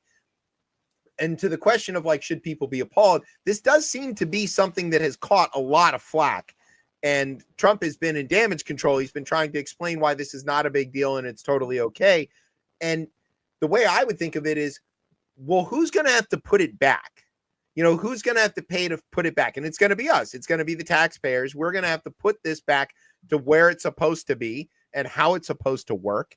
And that's the sort of thing. That's why when you are the president, your job is to not fuck up the White House as badly as possible, because you're a temporary guest and you got to go. This does feel like one of the very visceral and easily attachable visual aspects of the metaphor of destroying the idea of the people's house and all of this. Right. And it's a thing that is indelibly burned, and people are going to look at this and say, oh, this is evidence of that he doesn't plan to leave. Right. Why else would he be doing this, damaging this thing, if he doesn't plan to ever leave? Yeah, no, not to mention the optics of it looking like Gaddafi building a fucking despot palace to himself in the middle of the goddamn desert. It just looks stupid, but that's the brand, right? And to the MAGA people, they're all in on this. They're all like, yeah, this is the thing. This is what the country really needs. Farmers are getting clobbered in the markets. Yeah. Trump is talking about buying beef from Argentina to offset the costs because producers are finally getting a fair price, and because their costs have been driven through the roof by Trump. And that's the pressing issue. But no, the ballroom, that's just showing he's really willing to use his authority for what's good for this country. You can't say they're not authoritarian and also that they're using the authority the most way in the same breath. You just can't keep doing that. And I think the media needs to be more I don't think they've been forceful enough on this to say this point of this is undemocratic what's going on. I don't think they've framed it, and it's oh, he's tearing up the White House, he's tearing it. No, that's crazy. It's insane of what he's doing and the problem is, again, it's a friggin' fire hydrant of information, and there's no way it's hard to even have the expectation that people what are they going to pick and choose to harp on? But I think this is a huge story. If you think that's a huge story and you think that's undemocratic, wait till you find out what's going on with the settlement in the DOJ. So, as you know, Trump was prosecuted by the DOJ, investigated. They went and carried back all the documents out of his bathroom. He's very sad about that. And he sued and demanded a settlement from the government, from the U.S. government, for fucking up his life and making it miserable. Now that question of that settlement money is in front of the Department of Justice, which is run by Pam Bondi, who belongs to Trump, as far as I can tell. I think he paid for her from Epstein somewhere. And or she looks like it anyway. And that decision is now his decision to pay himself with our money for a thing that he frivolously was mad about. The grift is no longer like, there's not even a plausible, oh, well, it's coming from private donors. This is straight up, I'm taking $230 million of taxpayer money and sticking it in my motherfucking pocket, and you can't stop me. And who knows where it stops? I don't think it does stop. Head Start is run out of money. Those children are not going to school or being fed in many states as of today. How many children could $230 million feed? SNAP is not operating because Mike Johnson is afraid of letting one Republican or one Democratic representative from Arizona come back and vote for a discharge petition to force him to take a vote on the Epstein files. He won't bring Congress back into session, and no progress can be made. Those children are going to be hungry tomorrow. And SNAP hurts the farmers. Of course it does. Yeah, SNAP hurts the farmers. Those farmers don't have anybody working the Farm Bureau offices. There's 27 of them throughout the country that they can't go to. Trump said he's going to staff them with 2 people each, right at the beginning of planting season, right at the time everybody needs to get their federal crop insurance, their disaster insurance, and any of their payouts for all of their crops that they can't sell because of his fucking tariffs. Where's the help for that? How many people would that $230 million help? And this is where we are. Yeah. Now, where is the bridge that is too far? We long past it. But is there something? Tell me there's something that wakes these guys up and goes, all right, that's enough white nationalism in the chat. What I hope the Democrats, it's somewhere they're doing right now, is eventually, right, somehow, some way, and we think this ends in violence, but there will be a change of power at one point. And I hope the same way that we have these 2025 projects and things that there are some of the smartest and brightest people in this country thinking about how do we harden these laws.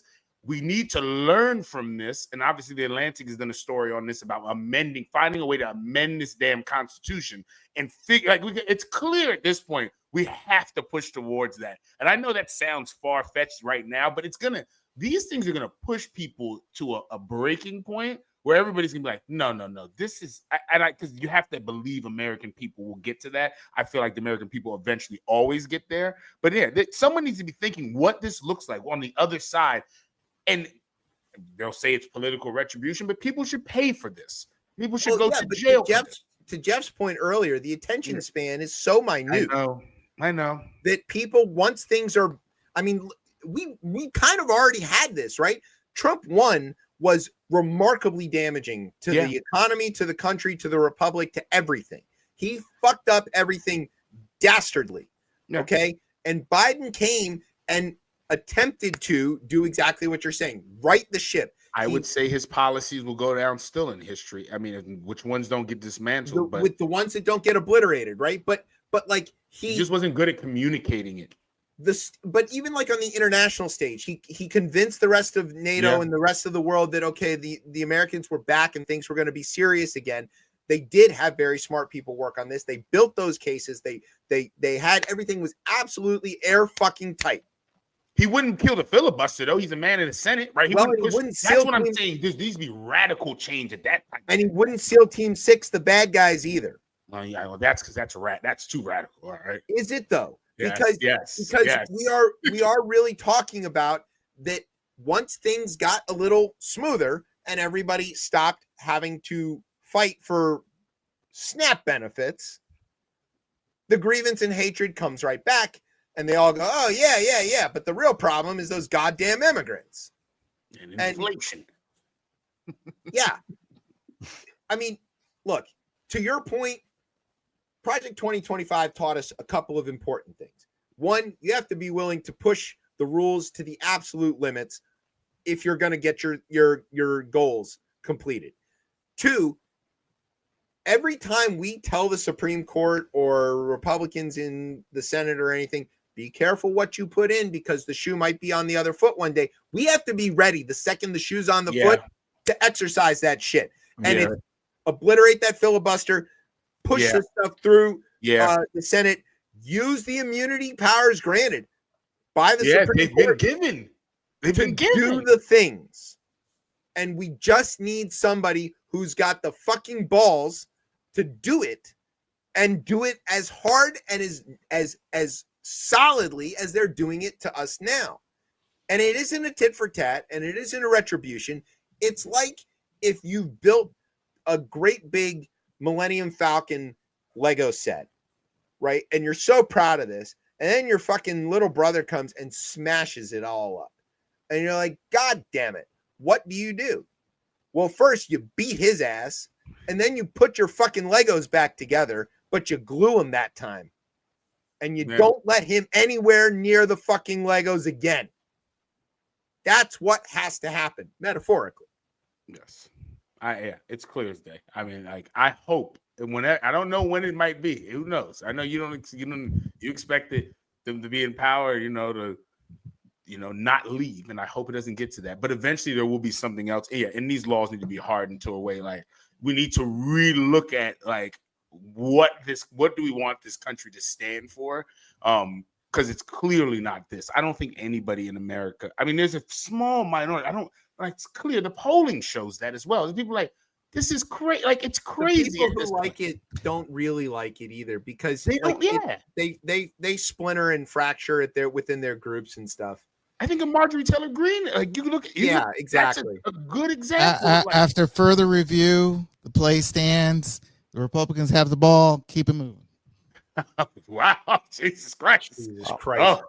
I do like to see that you've come around to my sort of way of thinking on this, Chip. I feel like back in the day, Trump was doing this and Trump was doing that. And your response would always be like, yeah, but we have laws in place to prevent this from happening. There's checks and balances in place for this reason. And I remember sitting over here being like, I don't think he cares about any of that. And I think we're about to test how well those checks and balances really hold up. And I think we found out that, like, well, if you have somebody who doesn't care about them, they really don't. You were right. And I have very definitely come around to that side. And now that leaves Tez standing alone, believing in the checks and balances and the laws and the American people. I believe in the American people, and I believe this will end in violence. The American people are busy trying to figure out what the fuck 6-7 means. Okay, the American people aren't coming to help us. Eventually, will come to their doorstep. It'll come to everyone's doorstep, and it just hasn't hit enough people. Right now, it's like, immigrants, and they're like the Venezuelans or Mexican migrants, like that too. It's on their doorstep, and like obviously, black people, we always like, it's always on our doorstep, whatever. But eventually, it will come to others. It will come to others' doorsteps, and I think. You want to know how I know you're British? Yeah, because British and Italian. Yeah, he's like a passport carrying Brit. You're quoting Churchill in a roundabout way. Yeah. But you can always count on the Americans to do the right thing after they've tried everything else. I believe that. I believe that. I believe that strongly in the people of this country, that they will eventually, because they've come around before on some wilder things. See, that's why immigration is vital. And we need people like you moving to our country. It's interesting. Immigrants are the ones who do feel like all my American friends, specifically my American friends who are black. They're like, shut up. You believe in this stupid ass shit? You think this is going to be changed? And I'm like, well, wait, no. Americans have changed it before. It's almost un-American not to feel that way. It feels like it's like that exceptionalism has been, and Donald Trump is the one who's driven that out of people. He's the one that said America isn't that great, and we got to make. I've never seen a president come into office in 2016 and be like, America isn't what it's cracked up to be. And it's like, what? Wait, hold on. What do you mean? The president doesn't say that. The president doesn't say that. He does. And to your point about immigrants, you're right about that, right? Of course, you don't find anybody more, the zeal of the convert, so to speak, right? Right. That those who come here and make a choice to be American and become citizens and invest their lives in this country are in some ways more actively American than people who were born here, because we didn't choose this. And we just happened to be here when we were born. Whereas if you make the journey and you make the struggle, you wanted it, right? You want it more. But just being born here, you were a citizen, which is crazy. Yeah. That's a crazy concept. Maybe not anymore. Right, well, yeah, that's true. We'll see what see. ACB has to say about that. Yeah. Okay. So you know how like currently the Republicans are all mad about Jay Jones and his texts about like shooting people or whatever. I love watching those. The VA elections, those commercials. Cause I'm watching football, and the Jay Jones. He's cooked. He's cooked, but it's not touching Spanberger at all. No, hell no.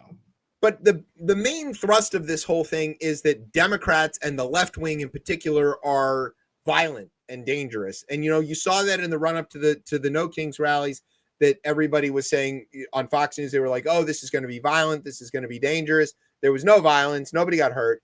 And but their narrative is that, and the facts don't matter in their case. But here's some. So in case people are listening that they might want to know, that a man pardoned by Donald Trump for storming the Capitol on January 6th was arrested last week for threatening to kill Hakeem Jeffries. Ooh, that's him? Whoa. Hold on. Wow. Brian. You can't just throw stuff at us like that. You gotta warn is he already in prison? That's a prison outfit he has on already. Oh, it's the same. Oh, that's the outfit he wore. No, that's the outfit he wore. That's the outfit he wore into the damn. He chose. What's up with that haircut? He bites people, obviously. Yeah, clearly. He clearly bites people. Wow. That's jarring. He's sullied the Moynihan name.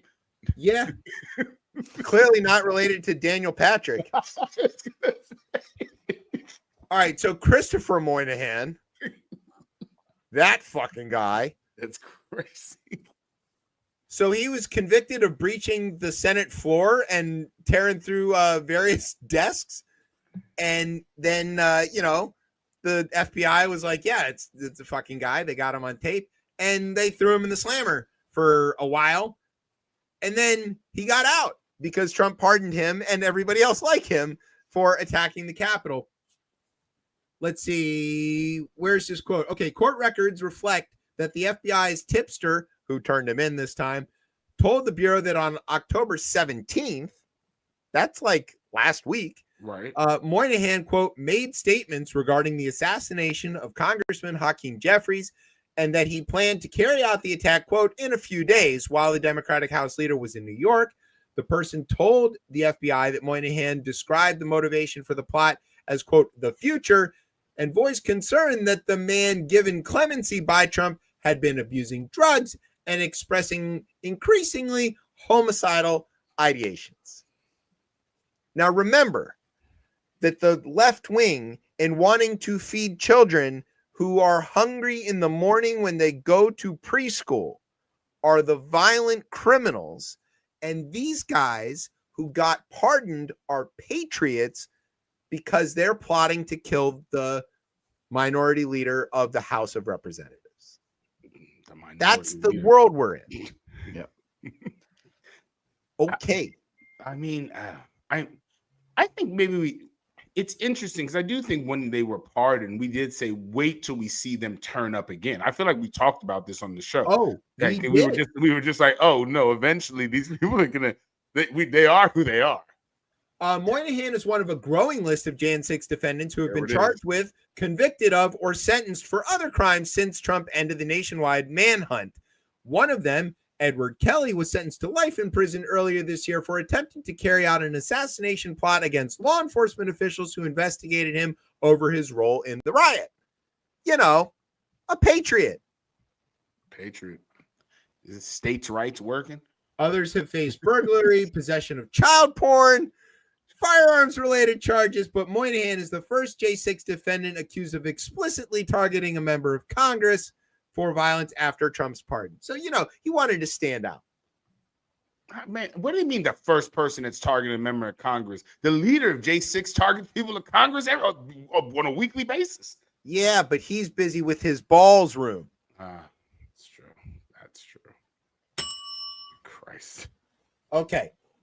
This one is an international one, and it's our last story before the outro, unless we want to hit any of the betting in the NBA stuff. Oh, God. Oh, God. Oh, yeah. Do we want to not touch that? I don't know. We might want to wait till next week because it seems like we're yeah, just tipping the iceberg.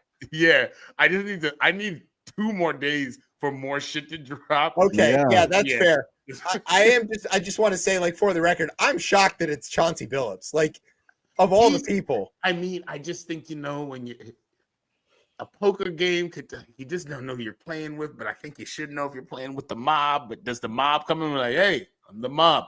Like they don't announce, but yeah, it's not good. He just seems like such a the sort of like even-keeled person that's not involved in that. Yeah. I know. Like if you'd have told me it was Rodman or somebody who's like known for being wild or something like that, okay. But he's a high-level competitor, and I think the gambling is one of those things where, like, and we coaching the fucking Blazers. There's know no more competitive thing than being a head coach of an NBA team. But I think people might always be chasing that edge, and I do think coaching is different than playing in an NBA game. And these players have been doing this on the back of planes forever. They've been putting up. Players lose $250,000 on the plane coming home from places like those aren't. So gambling has always been there. I just think right now what people don't understand is with the leagues in bed with the DraftKings, the FanDuels, they have a lot of data that's getting shared back and forth. And your bookie wasn't going to go fucking tell the fucking NBA that you're fucking doing this. But you know who might? DraftKings. They might share that fucking data. A recently pinched mobster. Yeah. Or so, yeah. And all right, so we'll come back to that story next week when we get back. Okay, so let's talk about this international story. As you know, there are things called refugees. They are usually fleeing some sort of dangerous scenario where things are, very untenable. There's a war, there's a famine, there's both. There's black people. Destruction. Maybe a volcano has erupted, hurricanes, earthquakes. All kinds of stuff, right? And there is a UN charter on refugees. There's all kinds of rules about kind of how this works. And the United States has been famously the lead on refugees for a long time. We even have a Tom Petty song about it, where how you don't have to live like a refugee, right? And so when Trump came back, the refugee program stopped dead in its tracks. Nobody's getting in. Doesn't matter if you were already pre-approved. It doesn't matter if you were on the plane on your way here. Turn the plane around. You're not coming in. We don't want no dirty, dangerous refugees. They're all a bunch of fucking criminals anyway and blah, blah, blah. Right? This is what was said. Yeah. Turns out there's a certain category of refugees that the United States is going to let in. What kind of refugees is that? Cameroonians. Oh, maybe. No. It is possible. You could be born in Cameroon and be this. No, it's our good friends, the Afrikaners. Yeah. And European. 7,000 of them, right? Yes. So they're just white people. Only white people are allowed. The Trump administration planned to overhaul the U.S. refugee resettlement process, including a drastic reduction in overall annual admissions, coincides with the concerted effort to prepare thousands of white South Africans to relocate to the United States through that same system, according to documents that the Washington Post came up with this week. If the administration succeeds, almost all of the people admitted to the U.S. as refugees, as many as 7,000 from a maximum potential pool of 7,500, so I don't know who those 500 are that get left behind, could be Afrikaners, a group not traditionally eligible for the program, but one that Donald Trump has been tyrannized by South Africa's black majority. I'm sorry, I couldn't even read that sentence. It's crazy. Yeah, it is a crazy sentence. It's a crazy sentence. The State Department has set a goal of processing 2,000 Afrikaners for resettlement by the end of October and an additional 4,000 by the end of November. Oh, so they can do it. Well, what if they're shut down? Can they do that? Of course. Of course they can, right? They can find the money for that. What are they fleeing? I think this is part of a larger mission, which is so crazy because there's no data behind this, to recast white people as the afflicted, like this, that's who, like whether it's the dismantle of the civil rights laws that are happening here, or like obviously doing it under the DEI guys. They're trying to recast white folks as the real people who are being harmed, that have always been harmed. And I think that is scary, because that then, with the full, like, if you take it this way, right? If you take it to flip and say, all right, with the full force of the federal government and what it was able to do for Black people, right? And like in the sense of like, oh, the state is against like integrating your school, so we're going to send the federal government, the full force, to force you to do that. If that is ever flipped, that's scary. And that's a time none of us have ever lived in. Well, we may be just about to live through it. We might be there. As you and I were discussing offline this week regarding voting rights in Louisiana. Yeah. Where a group of non-Black, I think they called themselves not African-American Voters for America or something like that, brought their lawsuit and said that the fact that they are in these majority-minority districts violates their constitutional rights. And they cited the 14th and 15th Amendments as their rationale for this. 14th Amendment being that everybody's afforded equal access and representation, or I'm sorry, equal access and due process under the law. And the 15th being guaranteed the right to vote and have representation. That they're saying, well, look, we're stuck in these Black districts and we, our vote never matters. We're being discriminated against. And they might win on that. That's frightening. Well, that's a fright. I mean, to you, because those laws, again, if you're like, judges should interpret the laws. If you're talking about originalism, right? If that's what everybody wants to talk about, those, like, how are they going to co-opt the 13th? Someone tell me that. Like, how are they going to get? How are they going to get that one? If they, how are they going to get the 14th and 15th is already pretty disgusting enough. It is. It's just it's diabolical, because the courts will rubber stamp this. And we've seen before when the courts decide to do this, right? I mean, if you look at after Reconstruction, right, and the courts start saying, "Hey, no, it's okay to discriminate," like on the reverse, like the courts can stamp things, they can make things into law, they can change things, like, and I think a very simple version of this, it is that the argument is essentially that if democracy is real and everybody's equal, then you can draw districts no matter what, and people need to compete on the merits of their ideas, and there should be nothing set aside and nothing protected, and that's just it. And we've already had that, and we saw that it meant that Black folks didn't get represented at all, and so there had to be an exception to the absolutism of one man, one vote, in order to reset and rebalance things in a way that is somewhat representative of the state itself. I mean, and in the Louisiana case, what you're looking at is a state that has 6 seats. It's 35% Black, and there was only one district that was Black, and that's not a third. And so the court said, no, you got to draw this in a way that's proportional. Well, it's proportional statewide, but it isn't proportional at that district level. And if you really want to get down to it, okay, so then is it proportional at the state district levels and all of this? We are really talking about, like, you can make the argument, you're a Democrat voting in Texas for president, your vote doesn't matter either. You're getting washed out. You're being discriminated against, right? And they're making that same argument. We're white folks in a Black district. We're being discriminated against. Our votes never get counted. That's a compelling argument if you're Sam Alito and neighbor Clarence. Yeah. The question is it a compelling argument if you're ACB, Buchanan, Brett, or John Roberts? And John Roberts drew the 2nd district in Louisiana in his ruling just a few years ago. So and he's not a fan of he's not a fan, right, of the Voting Rights Act. He's not a fan of that. Right. So he smashed the Voting Rights Act in the first place, but then he was the one that sent this back and said that they had to redraw this. So, he's kind of a toss-up.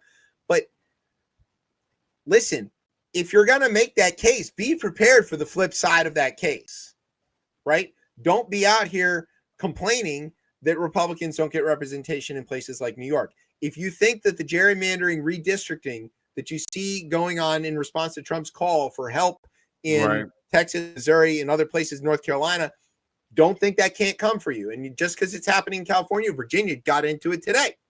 Okay.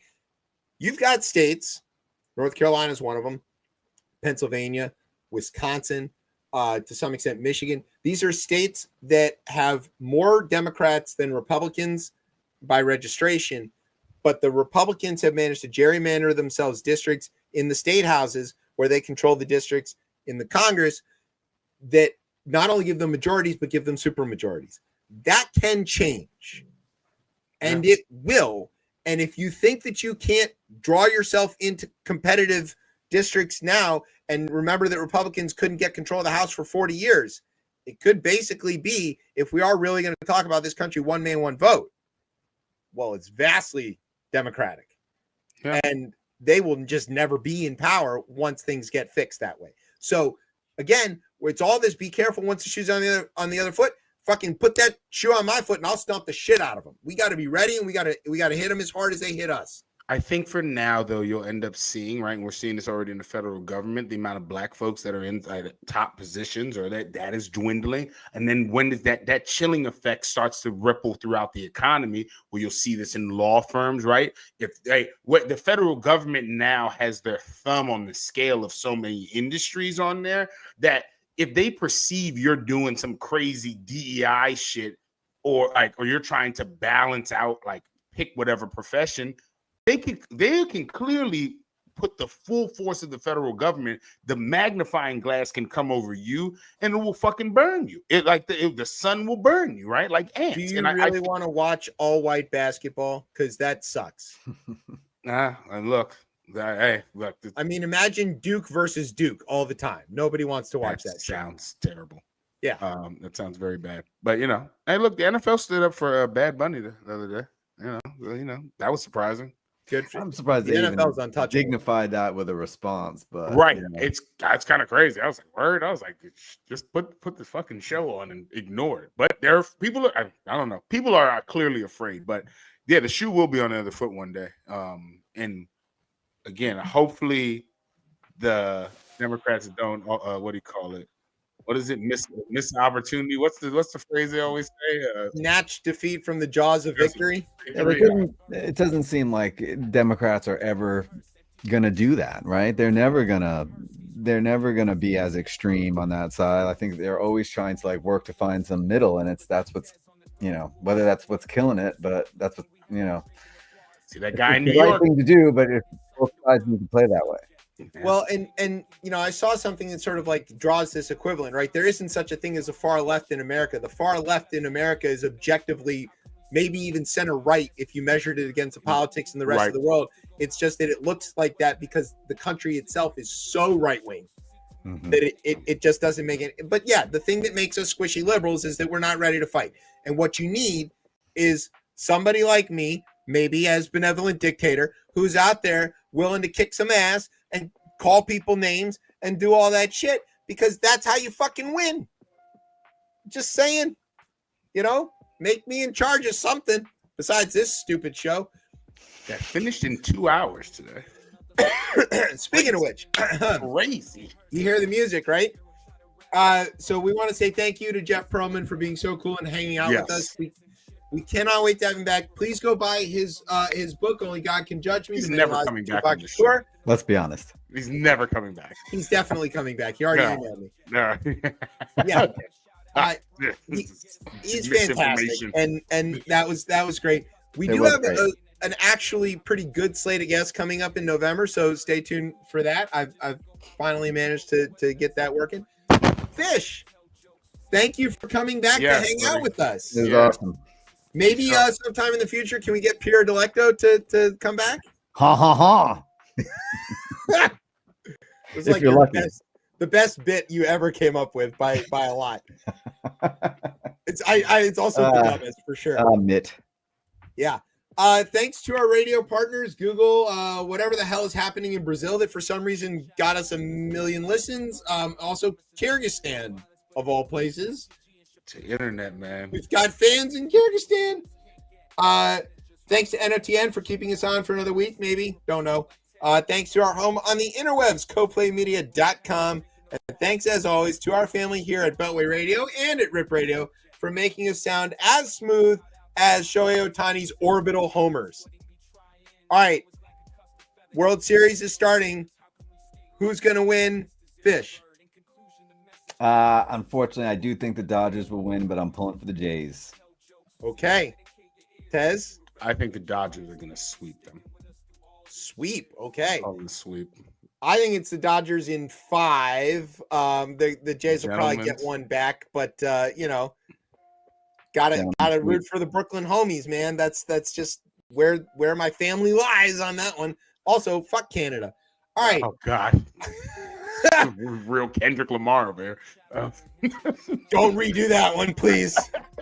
We are a little too on the nose already. All right, Fish, where can everybody follow you on the socials and keep in touch with what all you're up to these days? You know what? You can check out my old band, Bells and Hunters, at Bells and Hunters on all the social medias. There you go. All right, Tez, where can everybody catch you on all the stuffs? Exposed. A Pfizer scientist battles corruption, lies, and betrayal and becomes a biohazard whistleblower. You can find me on Blue Sky at DC Cortez. All right, you can find me on the show on the Twitter at ChipChatRR. You can find us on Facebook or Instagram at RipChipChat. And you can, of course, find me on Blue Sky with my old Twitter handle at Chef Chip. And you can find us most Thursday nights, every Thursday night at 9:30 here on Beltway Radio and on Rip Radio, since we're on both live all the time. I'm Chip. That's Tez. That's Fish. Brian's in the background. Thank you to Jeff Proman. You've been listening to Chip Chat on Beltway Radio and beyond. Talking books again. I'll eat Mitch McConnell.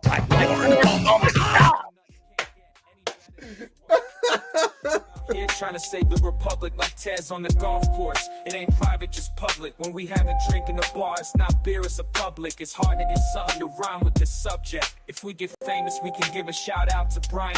To get us out on time is what he be trying. The show is like a custom feathered avian that knows words. How can we stay late when our guest is Illy Bird? In conclusion, the message is to go out and serve folks, whether that's through art, music, or if you just tell jokes. Seek to medicate your ears, hope you eradicate your fears. Thanks for sticking with us through all these years.